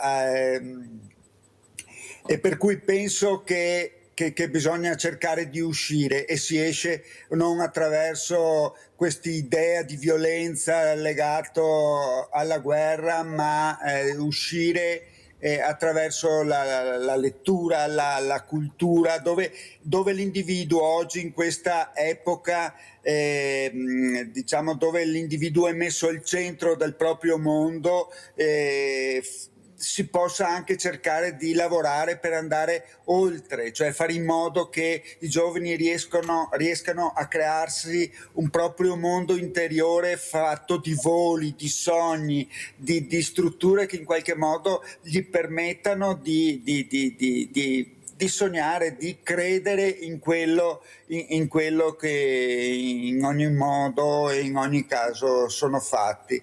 Ognuno è inserito in un mondo, ognuno è nato in un mondo, c'è chi è nato ricco, chi è nato fin troppo povero, però bisogna che tutti abbiano la possibilità di creare un proprio mondo a misura personale. E oggi purtroppo c'è stata questa industrializzazione del mondo del libro, del mondo dell'editoria, nel senso che l'industria editoriale pensa soprattutto a quello che è il reddito che può avere, per cui il libro un po' si è trasformato quasi in un oggetto di consumo qualunque, come possa essere un paio di scarpe o una maglietta. Non c'è grande considerazione per la qualità. Logicamente, come sempre, la qualità e l'avanguardia lavora sotto il tappeto e si muove sotto il tappeto, perché un giorno non si sa dove, non si sa quando emergerà. I giovani so che leggono, i giovani molto giovani, anche gli adolescenti so che è stato riscoperto in questo periodo anche l'uso. Quello che so per certo è che il libro cartaceo è riuscito a sconfiggere quello che veniva considerato quasi un nemico, cioè la lettura sul video, l'iPad, l'ebook. Il libro in se stesso è riuscito a vincere in questo confronto.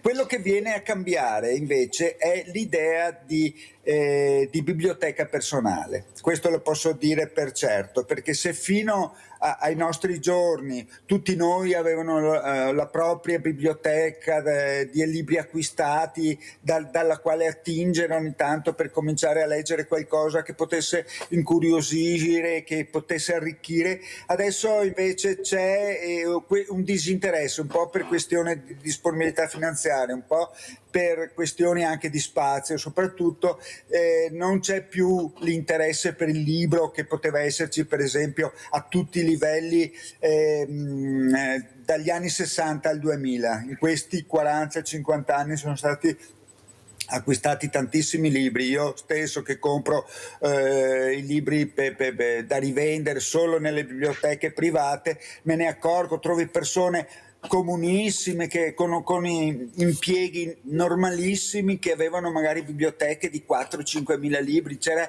il senso di avere la biblioteca, perché ti sembrava quasi di essere più ricco personalmente, dal punto di vista spirituale anche. Adesso questa cosa sta venendo a mancare, per cui il libro è un po' in difficoltà, arranca. In più l'industria editoriale sta cercando di occupare tutto lo spazio della filiera, cioè dalla produzione del libro, dalla stamperia fino alla libreria, per cui le piccole librerie indipendenti specializzate su determinati argomenti, che potevano essere, non so, viaggi oppure letteratura per l'infanzia, soffrono tanto, come soffrono le piccole case editrici, e per cui come soffrono le librerie piccolo antiquarie. è bello, ma sta scomparendo tutto, qualsiasi cosa tu parli del piccolo. Grazie veramente Giuseppe per questa, ecco, questa narrativa e questa soprattutto informazione che narra la storia anche del libro, cosa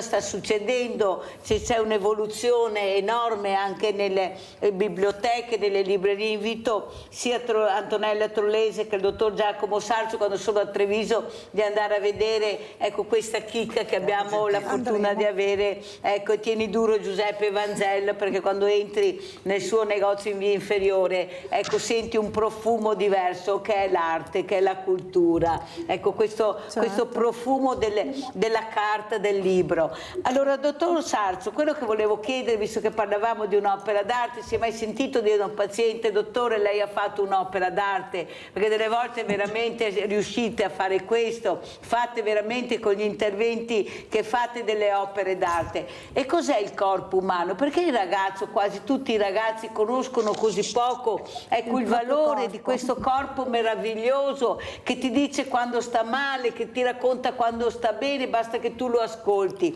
Ecco, anche qua c'è poca informazione. Prego, dottor Sarso. Allora, in merito a quella preziosa e bellissima campagna che sta facendo l'Antonella, utilizzando l'arte e quello che poi in realtà in sanità si fa, cioè la stomia, l'uro o la colostomia, è una cosa stupenda. Il corpo umano, come ha detto prima il collega, è un'arte ed è una cosa che rimane, che si tramanda di migliaia di anni, no?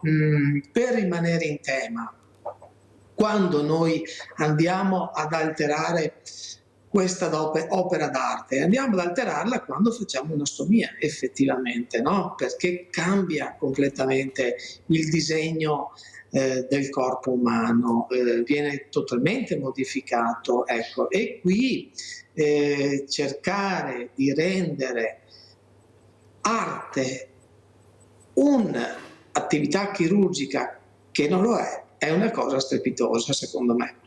E noi come centro stiamo cercando appunto di stiamo facendo un lavoro, sono anni che lavoriamo su questo progetto, che è quello, l'Antonella sa bene, ma anche molti pazienti nostri lo sanno bene, perché siamo già in una fase sperimentale, è quello di creare in qualche modo degli sfinteri che liberano il paziente dall'utilizzo del sacchettino. Okay? Ecco, quindi per cercare, come diceva la conduttrice, di immodificare quella che è l'arte del nostro corpo umano, no? Perché idealmente si dovrebbe arrivare a una struttura artificiale che abbandona l'utilizzo del sacchettino almeno nelle normali funzioni del paziente, quindi quando esce, quando va al lavoro, quando va al cinema, quando va da qualsiasi parte a fare dello sport, a fare delle camminate. Ecco, questa il nostro obiettivo è quello di mantenere appunto il corpo umano anche nel paziente stomizzato come se fosse e rimanesse intatto e che quindi fosse un'opera d'arte inviolata. Ecco. Secondo lei, dottor Sarzo, nelle scuole non si potrebbe accelerare un po' più quella che è la conoscenza del corpo umano fin da piccoli? Che mi sembra che una volta forse eravamo in tanti, avevamo pochi insegnanti, uno con 40 ragazzi, però cercavano di insegnare un po' tutto, compreso il corpo umano. Adesso se parli di sessuologia, per carità, non ne parliamo, perché la politica si mette in mezzo dappertutto, se stessi un po' da parte o a lato non sarebbe male. Invece il bambino fin da piccolo è curioso, vuole capire, perché inizia subito qui perché. Forse anche spiegare fin da piccolo il valore di quello che fa, del movimento del corpo, della mobilità, che quelli sono gli organi del corpo importanti. Ecco, perché non si fa secondo lei? Ma come? Andiamo nello spazio che è diventata un'autostrada e non riusciamo ancora a far capire l'importanza del corpo umano fin da piccoli? Prego, dottor Sarzo. Beh, questo è un argomento, l'educazione sanitaria nelle scuole è un argomento secondo me che dovrebbe diventare un obbligo di legge. Ci sarebbero tanti argomenti da toccare nell'ambito sanitario delle scuole, e soprattutto il problema degli abusi per quanto riguarda l'alcol, per quanto riguarda i comportamenti, in queste sedi l'alimentazione, ecco, in queste sedi bisognerebbe veramente fare tantissima attenzione. Noi nel nostro piccolo facciamo un certo tipo di educazione nei licei che serve a promuovere la voglia agli studenti di diventare professionisti sanitari, no?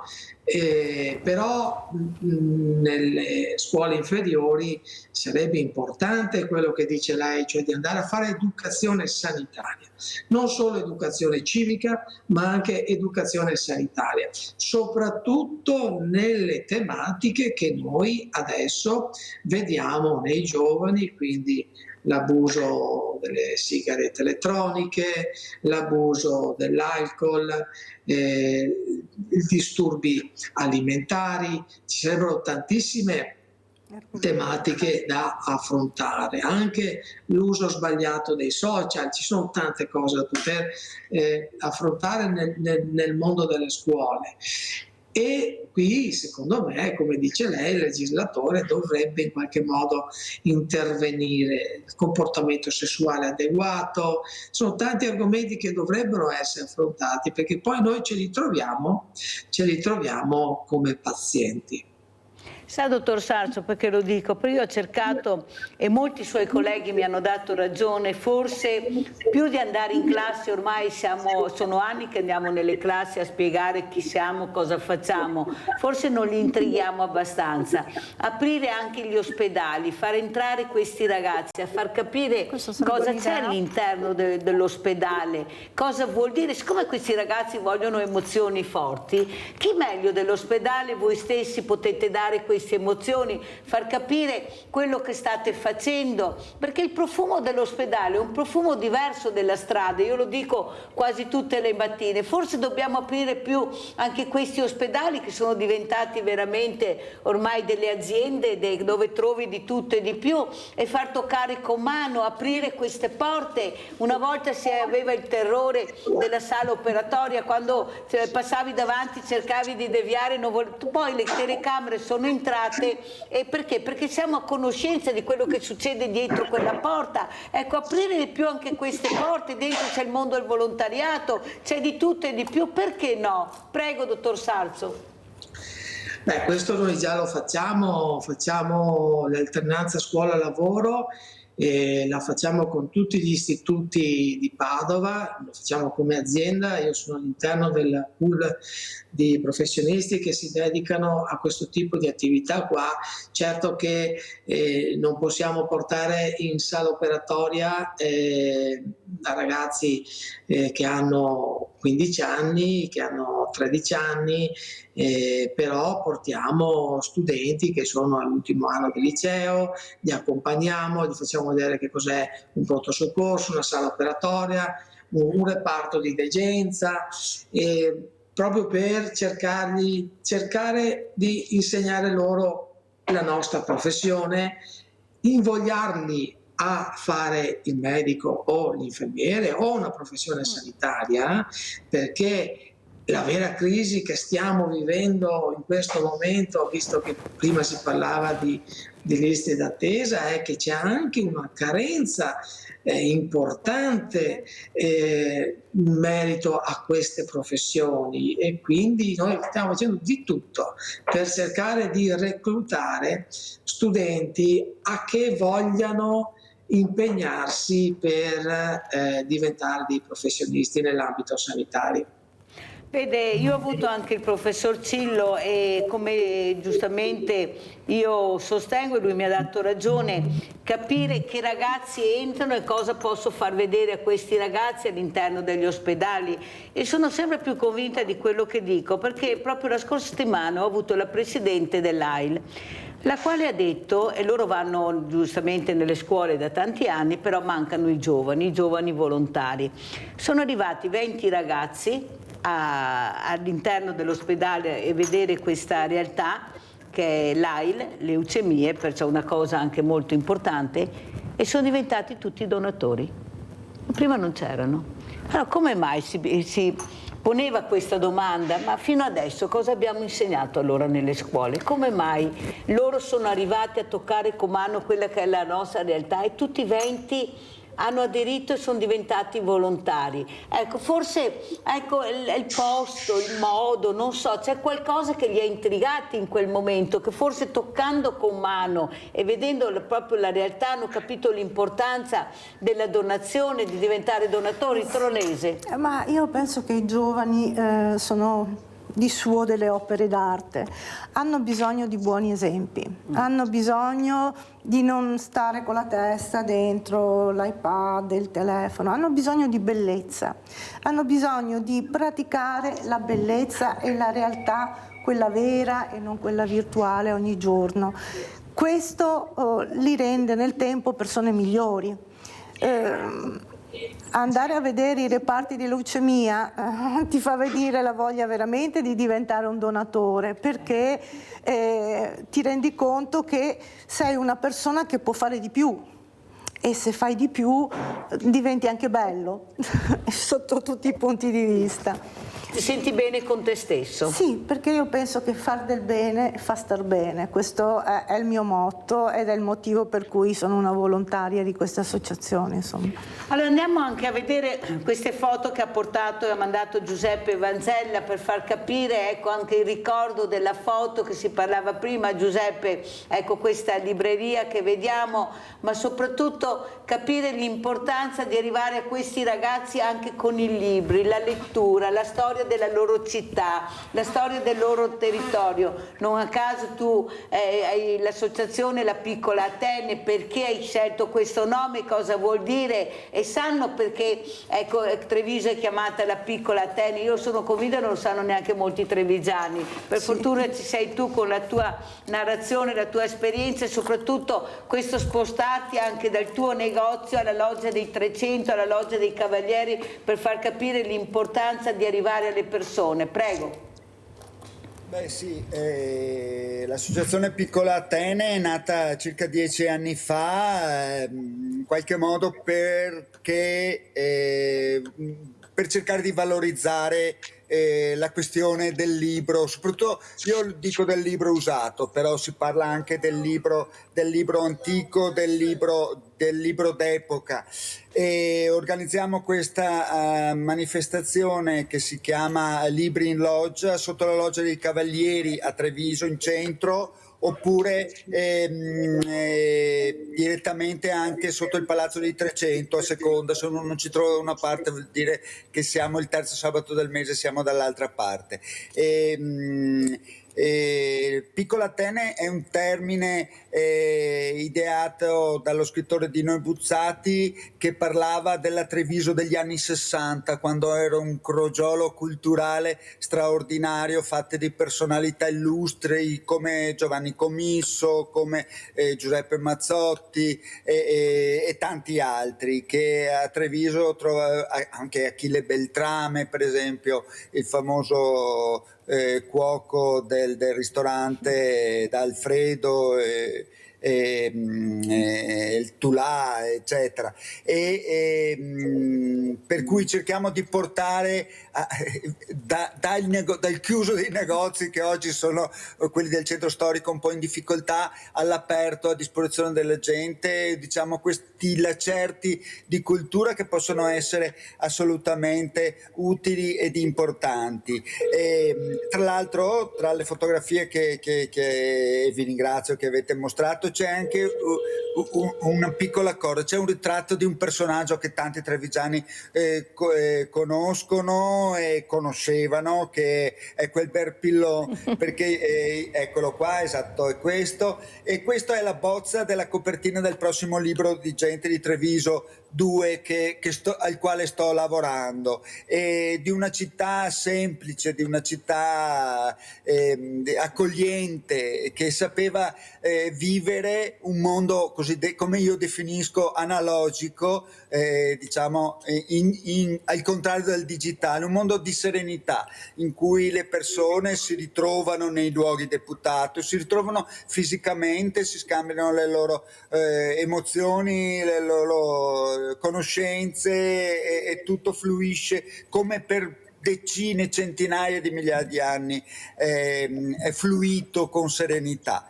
E comunque il problema del corpo, come si diceva prima, voglio tornare per un'altra piccola cosa, è soprattutto un fatto culturale. Io sto curando una mostra che sarà a Roma nella seconda metà del 2025, sulle fotografie di nudo di Elio Luxardo. Elio Luxardo era il fotografo della 10ª Mas, per cui molto implicato con il fascismo, però lui, nato in Brasile, vissuto in Brasile fino a 20 anni, aveva un'idea del corpo, soprattutto femminile, molto legato alla propria essenza, alla propria cultura, e per cui lui di nascosto, nonostante fosse il fotografo ufficiale dei federali, delle attrici di Cinecittà, della 10ª Mas, appunto, fotografava questo corpo pieno di vita, vivace,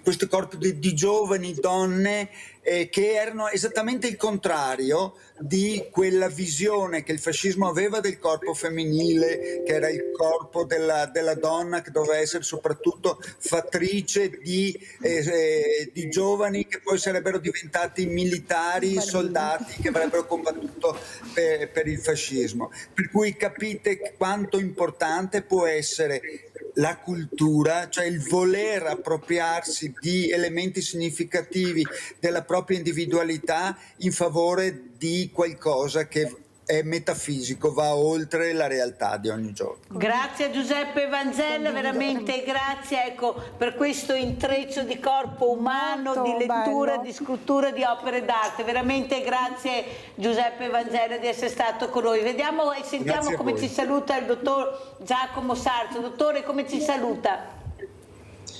Come vi saluto? Sì. Intanto ringraziandovi per aver dato voce a questo evento che ci sarà a Padova. È un evento che ci fa piacere portare all'attenzione di tutta la nostra comunità, non solo padovana. Ecco, Padova sarà solo l'inizio di questa campagna di sensibilizzazione per cercare di individuare i pazienti che abbiano necessità solo di consigli invece che di interventi chirurgici, come da adesso fino al nostro passato abbiamo sempre fatto. Cioè dobbiamo smettere di operare i pazienti malati e dobbiamo sempre di più curare i pazienti che possono beneficiare di un trattamento che non sia per forza un trattamento chirurgico. Quindi grazie che ci date voce a noi come sanitari, all'AISVE come associazione. Dobbiamo pubblicizzare il più possibile questa partita del cuore. Abbiamo messo insieme medici, infermieri, stomatoterapisti, insieme a ex calciatori, ex giocatori, ex giornalisti, e speriamo di avere un pubblico adeguato. Grazie. E per chi è all'ascolto, se vuole iniziare a entrare nel sito e scaricare il barcode e rispondere a quelle domande lì, che a noi poi servirà per fare il censimento dell'incontinenza silente nella nostra popolazione. Grazie veramente, grazie dottor Giacomo Sarzo. Sentiamo come ci saluta la Presidente Associazione Incontinenti Stomizzati del Veneto, Antonella Trollese. Il dottor Sarzo ha già detto tutto. Abbiamo, al di là della partita, che veramente tiferemo tutti, perché c'è l'azienda ospedale e c'è Appiani and Friends, che è il sunto di quanto è stato fatto come lavoro da parte dell'assessore Bonavina, ribadisco, e del dottor Sarzo nel mettere insieme queste squadre. Potete trovare il link non solo qui sul codice QR, ma anche nel sito di AISVE, cioè nel Facebook di AISVE, dove c'è il link per chi non conosce, non ha dimestichezza col codice QR, e dove, se vorrete supportarci per gli step futuri di questo progetto, che arriverà, come ribadisco, ai medici di famiglia, alle farmacie, e cercheremo di portarlo anche nei grandi ambienti, troverete anche il codice IBAN se vorrete supportarci. Ecco, più di così non si può dire. Questa mattina abbiamo detto tutto. Grazie ai miei ospiti. Pubblicità. Antonella.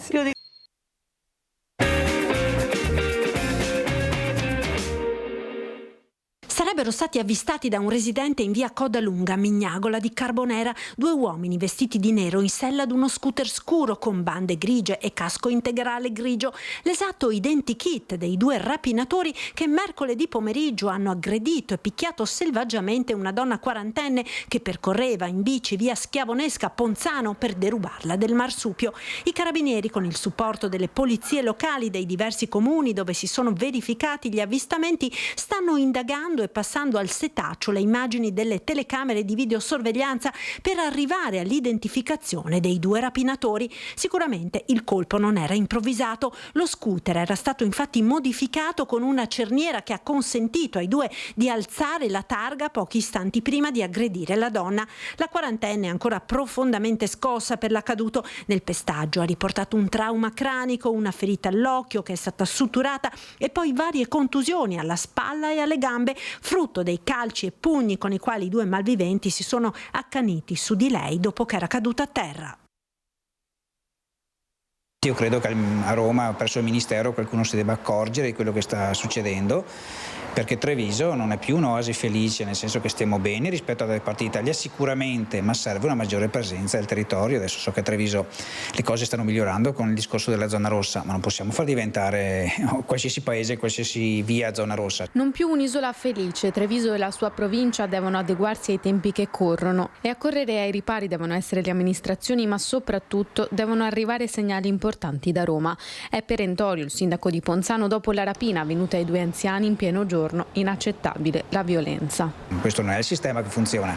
C'è qualcosa che non va e qualcuno deve porre rimedio. Il fatto di essere violati nella propria casa, nella propria intimità, nella propria sicurezza, ma poi oltretutto quando un ladro viene scoperto uno dovrebbe, ahimè, nelle brutte cose capire che è andata male, andare via, invece prendersela con i più deboli, spingere a terra una persona che sia anziana o giovane poco importa, e strappare anche la collana dal corpo è un gesto di ulteriore violenza. Io penso che manchi anche la dignità di essere ladro. Ponzano, che solo un paio di settimane fa era stata protagonista di uno scippo feroce. Alle resistenze della signora i due ladri in motorino l'avevano aggredita, picchiandole e procurandole diverse ferite al volto. Credo che questa società ormai abbia seri problemi di controllo del territorio e di educazione. Sono passati pochi giorni da quell'avvenimento brutto che abbiamo subito, questo è un altro. Io mi auguro che anche le forze dell'ordine prendano maggiore possesso della situazione. È vero che fanno quello che possono, sono anche in pochi, ahimè l'estate si avvicina, è un maggiore aggravante. Allora, volevo vedere anche questi anziani, vediamo se va in onda. Io credo che a Roma, presso il Ministero, qualcuno si debba accorgere di quello che sta succedendo, perché Treviso non è più un'oasi felice, nel senso che stiamo bene rispetto alle parti d'Italia sicuramente, ma serve una maggiore presenza del territorio. Adesso so che a Treviso le cose stanno migliorando con il discorso della zona rossa, ma non possiamo far diventare qualsiasi paese, qualsiasi via zona rossa. Non più un'isola felice, Treviso e la sua provincia devono adeguarsi ai tempi che corrono e a correre ai ripari devono essere le amministrazioni, ma soprattutto devono arrivare segnali importanti da Roma. È perentorio il sindaco di Ponzano dopo la rapina avvenuta ai 2 anziani in pieno giorno. Inaccettabile la violenza. Prendo a porta della camera dei suoceri e mi ho trovato aperto e mi ho trovato questa persona davanti. Per me ho detto: cosa hai fatto qua? Ho sbagliato a casa? No, ho detto: ti sei un ladro. Un ragazzo giovane sulla ventina si è rivolto alla signora in dialetto: ho sbagliato casa. Le urla dell'anziana per farlo andare via il marito Giuseppe che la raggiunge, ma il giovane è veloce, già sulle scale, verso l'uscita della casa di via Postumia a Merlengo, di Ponzano Veneto. L'irruzione in pieno giorno, intorno alle 15:30. Sono venuta, ho fatto tutto il giro, sono venuta qua, c'era mio marito sul divano che dormiva. E io avevo detto: vado un attimo di sopra e dopo.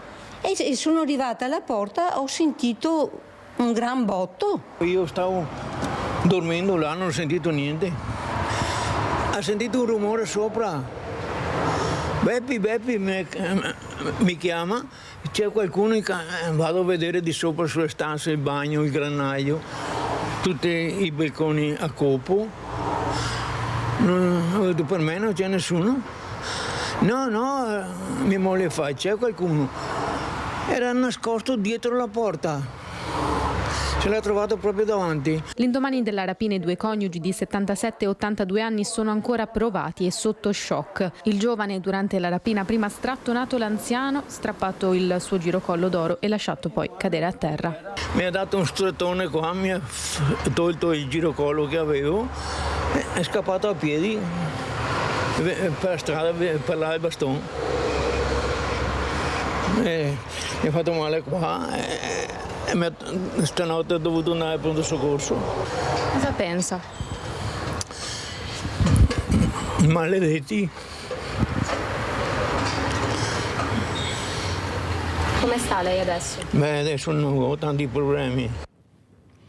Allora saluto Antonello Baseggio, sindaco di Ponzano Vento. Grazie sindaco di essere qui per commentare quello che abbiamo visto e sentito. Grazie anche al dottor Andrea Toma, responsabile area economica Censis, ecco, collegato con noi da Roma. Grazie dottor Toma di essere qui, perché con lei parleremo di povertà, perché io che al Banco Solidale ne vedo sempre di più. Dicevo prima, anche ieri ho dovuto prendere delle derrate alimentari perché non riesco più ad avere quello che meritano queste persone che vengono ai banchi alimentari, perché anche dall'Europa non arriva più niente, dai supermercati pochissimo, e la popolazione povera continua ad aumentare. Però inizierei proprio col sindaco Baseggio. Grazie sindaco. Allora, abbiamo visto questi 2 servizi che fanno rabbrividire. Non è che attenzioniamo un po' troppo queste baby gang, dando loro una visibilità che loro vogliono, perché si sentono ormai dei sceriffi, hanno in mano tutto, e non attenzioniamo invece quella fragilità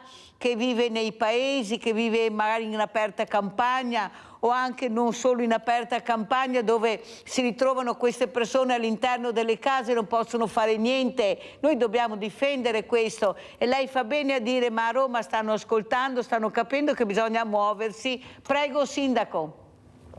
Sì, allora intanto grazie dell'invito e ci rivediamo sfortunatamente per cose insomma non piacevoli. Questi 2 fatti che sono accaduti nel mio territorio sfortunatamente non sono legati alle baby gang, perché i 2 in scooter sono sicuramente 2 adulti che svolgono attività di delinquenza in vari comuni, visto che avevano già passato Montebelluna per poi finire a Mignagola, Carbonera. Il fatto del 2 giugno sicuramente un ragazzo di 25-30 anni, così è stato identificato dalla signora proprio che ben conosco, e quindi credo che siano soggetti malavitosi che vivono di questo. Il mio sfogo è stato quello di gridare la sofferenza anche di un sindaco che vede nei quotidiani continui fatti del genere, dove poi, come ho anche ripetuto nei giornali e anche in rete, abbiamo questi giudici, ahimè, spesso che indagano le forze dell'ordine come se fosse atto dovuto. Poi dovuto di che? Quando un funzionario dello Stato fa il suo dovere, lo sta svolgendo, e quindi se nell'arresto, nella concitazione si usano anche le maniere forti, come viene in tutti gli altri paesi anche d'Europa, un poliziotto non viene mai indagato. Qui in Italia invece si indaga il poliziotto e il carabiniere. Questa è un'assurdità, e questo toglie anche, secondo me, la stessa funzione delle forze dell'ordine. Per questo ho gridato un appello a Roma. Poi in realtà si continuano a fare leggi nuove, secondo me anche inutilmente. Le leggi già ci sono, basta applicarle, e applicarle verso chi merita, no? A chi non merita. Questo è uno sfogo. Certo, l'attenzione dei miei uffici, del territorio, è verso le persone fragili. Ci eravamo lasciati l'altra volta con l'impegno che stiamo svolgendo un po' alla volta, di raccogliere i dati del territorio, raggiungere le famiglie che hanno difficoltà, che sono sole, che sono fragili, che sono semplicemente anziane. Fortunatamente l'età passa per tutti, e poi si raggiunge anche quel momento di riposo, di serenità che uno dovrebbe passare, e si trova invece chiuso in casa nella speranza di non avere anche il ladro in casa. E poi ha perso anche, come ho detto, la dignità di essere ladro, perché una volta almeno c'era il furto, non ti facevano del male, finiva lì. Adesso ti deridono, ti prendono in giro, ti offendono, ti violentano nel tuo essere una persona libera. E quindi sinceramente è una situazione difficile, la vivo io, ma la vivono i sindaci, tutto il territorio, l'abbiamo noi tutti. Poi tornando alle baby gang, quella è un'altra cosa che sta accadendo in maniera importante e preponderante. A Ponzano Veneto noi, attraverso degli operatori di strada, stiamo agendo in vari punti dove sono segnalati, dove riusciamo anche a raggiungere questi ragazzi e cercare anche di coinvolgerli magari in attività positive. Insomma, abbiamo impegnato delle risorse economiche, degli operatori, ripeto, abbiamo la collaborazione anche di parroci, in maniera che possiamo entrare anche negli oratori, luogo destinato alla serenità dei nostri ragazzi e non a altro. Sfortunatamente dobbiamo agire anche in queste aree per anticipare ciò che potrebbe accadere. Quindi noi facciamo il possibile, lo facciamo con le risorse e con gli uomini che abbiamo. Non è facile. Mi dispiace, perché la famiglia che ho trovato ieri l'altro, appunto, avete fatto vedere, li conosco personalmente, la loro sofferenza mi è entrata in cuore.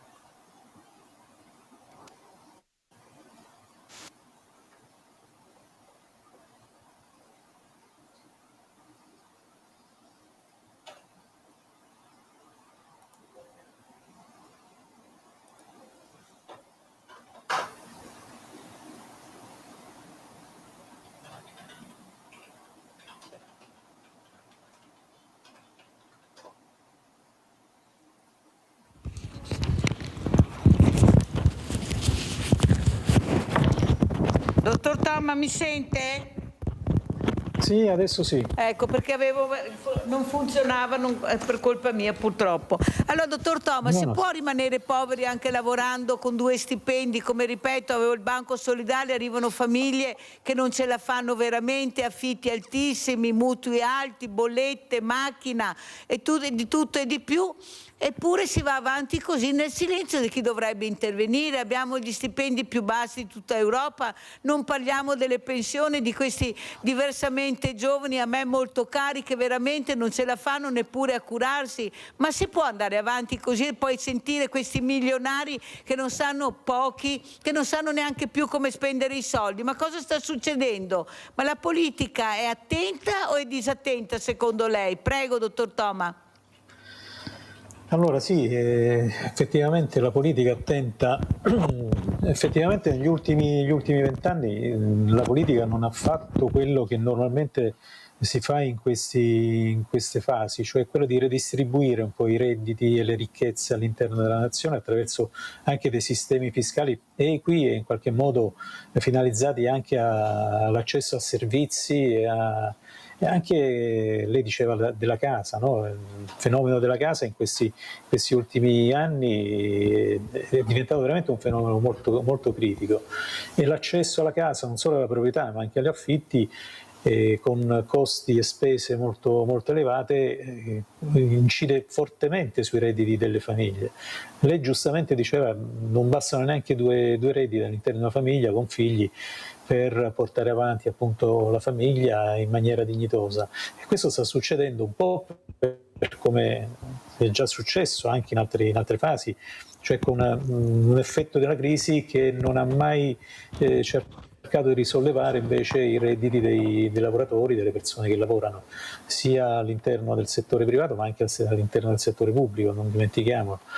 E questo è uno degli aspetti. Poi appunto questa mancata capacità di redistribuzione a livello di sistema ha creato invece una maggiore concentrazione di ricchezza.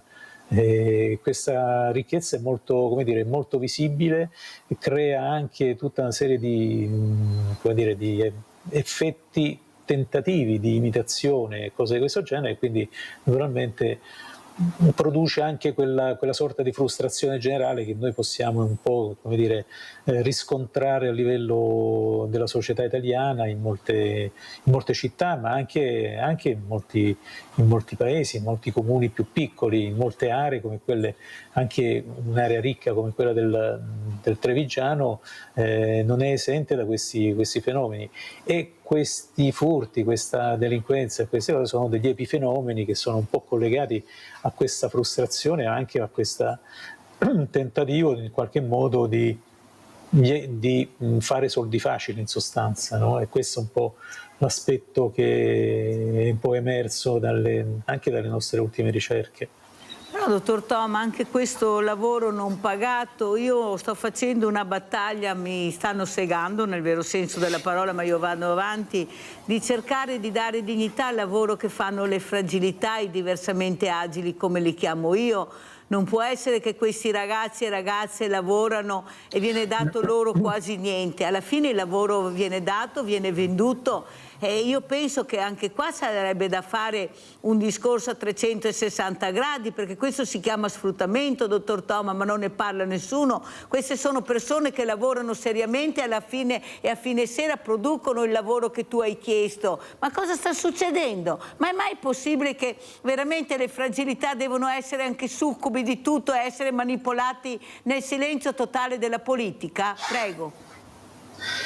Sì, diciamo che ci sono diverse aree di sfruttamento del lavoro. Il lavoro precario ha anche delle modalità generali di sfruttamento, e questo, quello diciamo di alcune categorie come le persone diversamente abili, che vengono utilizzate all'interno anche di posti di lavoro ma con retribuzioni che sono anche al di sotto di qualsiasi livello, proprio per tutta una serie di aspetti che in qualche modo questo è anche contro, diciamo, lo sforzo di molte associazioni che si danno da fare proprio per l'inserimento lavorativo delle persone disabili, e che in molte aree ha portato naturalmente anche dei successi molto interessanti, ma in altre aree effettivamente questo non accade, c'è questa differenza, questo divario molto spesso anche fra le aree del nord e le aree del sud del paese, dove c'è, soprattutto in aree del sud, c'è meno ricchezza di iniziative da questo punto di vista, e questo naturalmente crea un problema anche, vuol dire, anche ricade anche sulla cerchia della famiglia, che è impegnata anche a cercare di sostenere e assistere queste persone quotidianamente, e lo fa anche rinunciando a lavorare, per esempio, no? in molti casi. E quindi è un po' tutto quanto un processo che in qualche modo, una volta innescato, è difficile da disinnescare, in sostanza. Quindi bisognerebbe avere una visione un po' più attenta al lavoro in sé, alla dignità del lavoro, a prescindere dalle persone che lo realizzano, e questo naturalmente sarebbe uno degli impegni più importanti da mettere in campo per i prossimi anni, a tutti i livelli, a livello nazionale, a livello regionale e a livello anche comunale. Dottor Toma, ma non è che ci sono troppe cooperative che paghiamo profumatamente, troppo di tutto e di più, e alla fine i soldi che vengono messi nel circuito sono pochi rispetto al numero di cooperative, di associazioni che si sono create. Noi ad esempio vediamo il 5 per 1000, abbiamo più donazioni e meno introiti, siamo calati tutti, una cosa pazzesca. Ma cos'è questa? Cioè ci fanno la cresta anche sul 5 per 1000, cioè servono anche quelli alla politica per andare avanti. Capisce che non ci stiamo più, dobbiamo iniziare a parlare, a dire queste cose, ma come i cittadini regalano alle associazioni, noi non sappiamo neppure la quantità di soldi che arrivano e come vengono destinati. Hanno fatto un tetto, ma cos'è il tetto? Anche il tetto nel donare il 5 per 1000? Lei sa qualcosa, dottor Toma? Perché siamo veramente arrabbiati. Ecco, le donazioni aumentano e calano gli introiti. Com'è la storia? Prego. Allora, noi abbiamo fatto qui al Censis anche delle analisi su come sta evolvendo il volontariato, le donazioni, e le associazioni in qualche modo si interessano di vari problemi di marginalità sociale, insomma, vari problemi sociali. Allora, è anche vero che sulle donazioni non c'è questa crescita così come sembrerebbe, dall'altra c'è invece molta più offerta, c'è molta più pubblicità anche da questo punto di vista, e questo può generare dei meccanismi anche di concentrazione di risorse all'interno di pochi soggetti. Comunque, per quanto sia, c'è comunque una certa trasparenza sul modo in cui vengono utilizzati questi fondi, e ogni singola associazione che riceve il 5 per 1000 è obbligata naturalmente a presentare, diciamo, un po' i risultati di queste iniziative che sono finanziate con il 5 per 1000.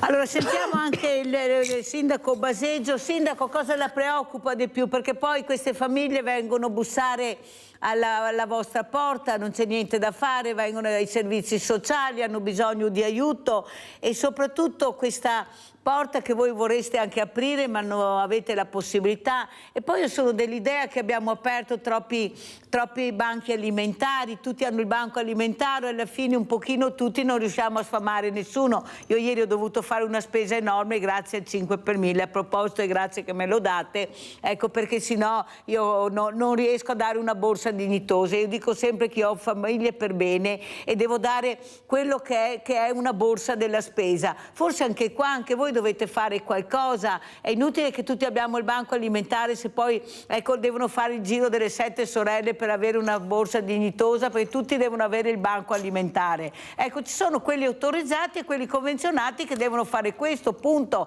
Cos'è sta storia? Ci sono le parrocchie, prego. Sì, prendo come spunto questa necessità di uniformare anche gli aiuti. Effettivamente troppo spesso troviamo davanti ai supermercati varie raccolte, poi autorizzate o meno, attraverso magari le varie associazioni di volontariato, ed effettivamente raccogliendo poco, distribuendolo un po' dappertutto, si ottiene niente. Hai ragione, bisognerebbe anche in questo caso razionalizzare le risorse, visto che i soldi sono sempre meno. La mia preoccupazione rispetto alla domanda è questa società in cui viviamo, che sta perdendo anche il rapporto di buon vicinato, che era quello che permetteva di vicino, in maniera così simpatica, di farsi le prese dei vicini di casa, ma anche di capire le esigenze e la necessità di aiutarlo nei momenti di difficoltà. Adesso spesso non sappiamo nemmeno chi è nella porta accanto e credo che questo però anche le istituzioni se ne siano accorte, nella riprova che nel nuovo accordo che è stato siglato dai vari comuni, quelli che hanno il controllo di vicinato, con la prefettura su indicazione del Ministero dell'Interno, il controllo di vicinato non ha più una valenza dal punto di vista della sicurezza, della segnalazione di chi magari vede un malintenzionato o movimenti sospetti, ma ci sono proprio dei dettami legati a un'attività sociale che il controllo di vicinato deve svolgere, e cioè anche verificare, comunicare il comune, al sindaco, alla polizia locale, agli uffici competenti, quelle attenzioni che magari vengono percepite rispetto a una difficoltà di una famiglia, la difficoltà non solo economica ma magari anche sociale, di fragilità, proprio perché forse non ci siamo accorti, ma era anche ora che qualcuno si accorgesse, che le istituzioni non riescono a entrare nelle case perché fortunatamente c'è ancora tanta dignità, tanta umiltà, che è quello che ci caratterizza come popolo veneto, dobbiamo dirselo, che è la nostra forza, ma che ahimè poi diventa una lama a doppio taglio, cioè il fatto di non chiedere aiuto. Quindi noi recentemente abbiamo fatto un incontro sul territorio con i referenti del controllo vicinato, spiegando che il loro compito non è più solo quello di verificare la sicurezza dettata, ahimè, dei fatti incresciosi che accadono, ma di aprire gli occhi soprattutto sulle realtà che gli stanno vicino, dove magari c'è chi soffre, chi ha bisogno, ma che per dignità o umiltà o per vergogna non viene in comune, e noi non abbiamo la possibilità di andare casa per casa. È un'attenzione che stiamo modificando ed è una realtà, ahimè, a cui dobbiamo porvi rimedio. Non è facile, non è facile. E anche questo Censis migliore d'Italia, poi lo commentiamo col dottor Toma. Sì, allora, c'è una cosa... Aspetti dottore che vediamo il servizio. Sì.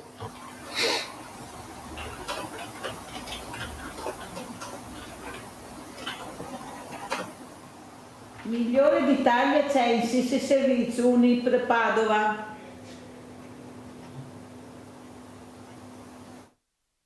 Prima università italiana, un orgoglio ma anche una grande responsabilità.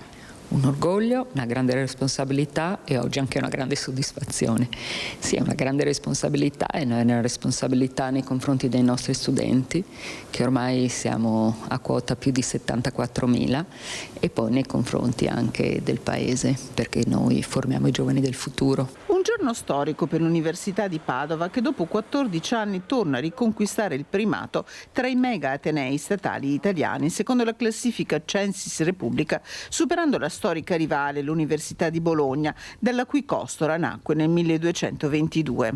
24.000 nuove matricole all'anno, 200 corsi di studio, 93 corsi di laurea, 14 corsi di laurea magistrale a ciclo unico, 100 corsi di laurea magistrale. Una macchina complessa che conquista il suo primato grazie a uno degli investimenti principali degli ultimi anni, l'internazionalizzazione. Il primo punto è quello dell'internazionalizzazione, su cui noi stiamo lavorando veramente da molto tempo, e solo per darvi un dato, l'anno prossimo partiremo con 207 corsi di studio, e di questi 207 corsi di studio ben 60 sono erogati interamente in lingua inglese. Però non è solo quello, non è sufficiente erogare dei corsi in lingua, bisogna mettere in atto poi tutta una serie di politiche che permettano anche l'accoglienza e l'integrazione dei giovani studenti internazionali che davvero provengono da tutto il mondo. Noi abbiamo un International Office, siamo pronti all'accoglienza, abbiamo tutto un sistema anche di tutorato che segue questi studenti, e poi ricordo sempre che siamo forse l'unico ateneo italiano che ha la questura all'interno dell'università. Attualmente sono 7.500 gli studenti internazionali che si aggiungono a quelli in arrivo da ogni parte d'Italia, attirati da una occupabilità al termine degli studi che totalizza un punteggio altissimo, 91. Non solo lavoro, il risultato è legato alle operazioni realizzate in tema di sostenibilità e di diritto allo studio, con la no tax area 30.000 euro più alta d'Italia.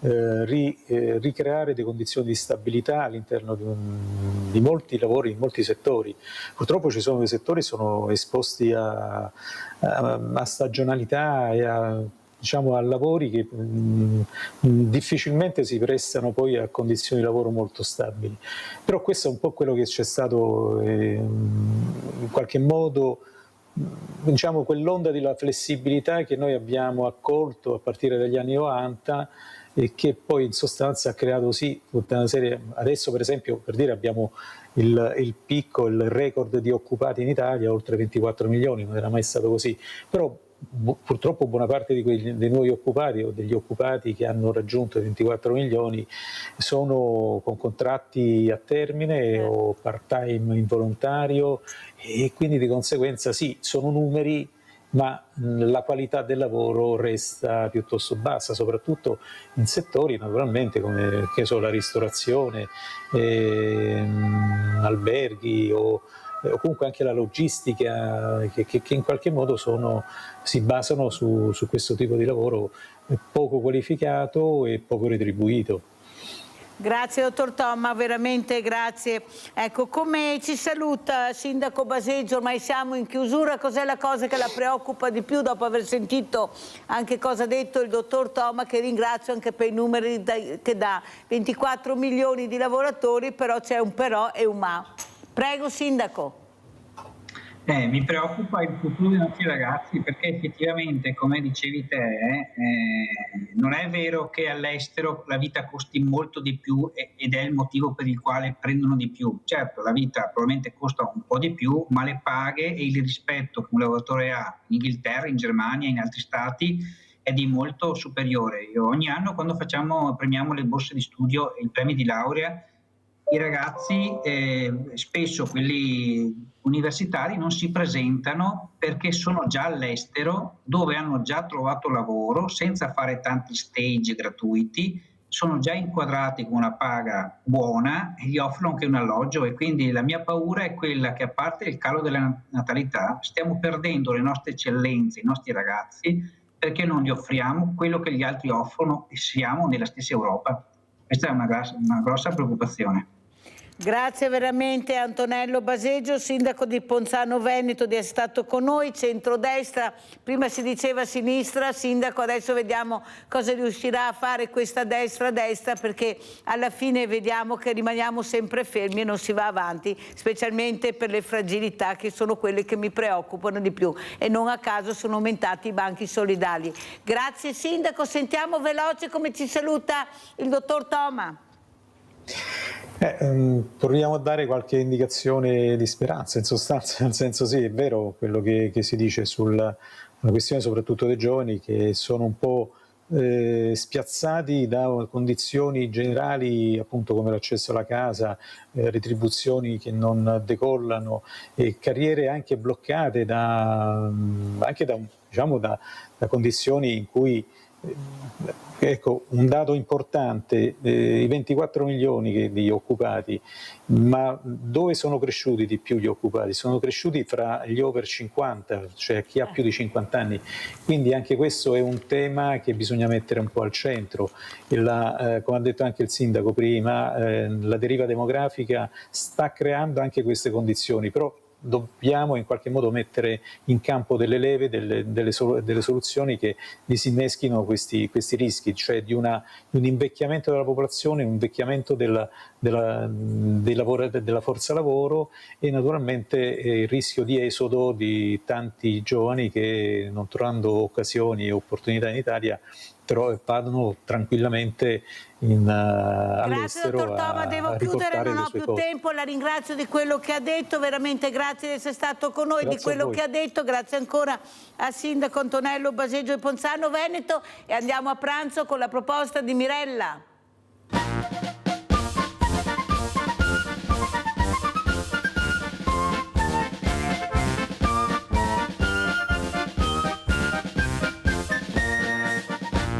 Buongiorno a voi. Oggi vorremmo presentarvi un'idea per uno spuntino pomeridiano o una specie di focaccia, a seconda di come la volete interpretare. Si chiama la spianata del Terre.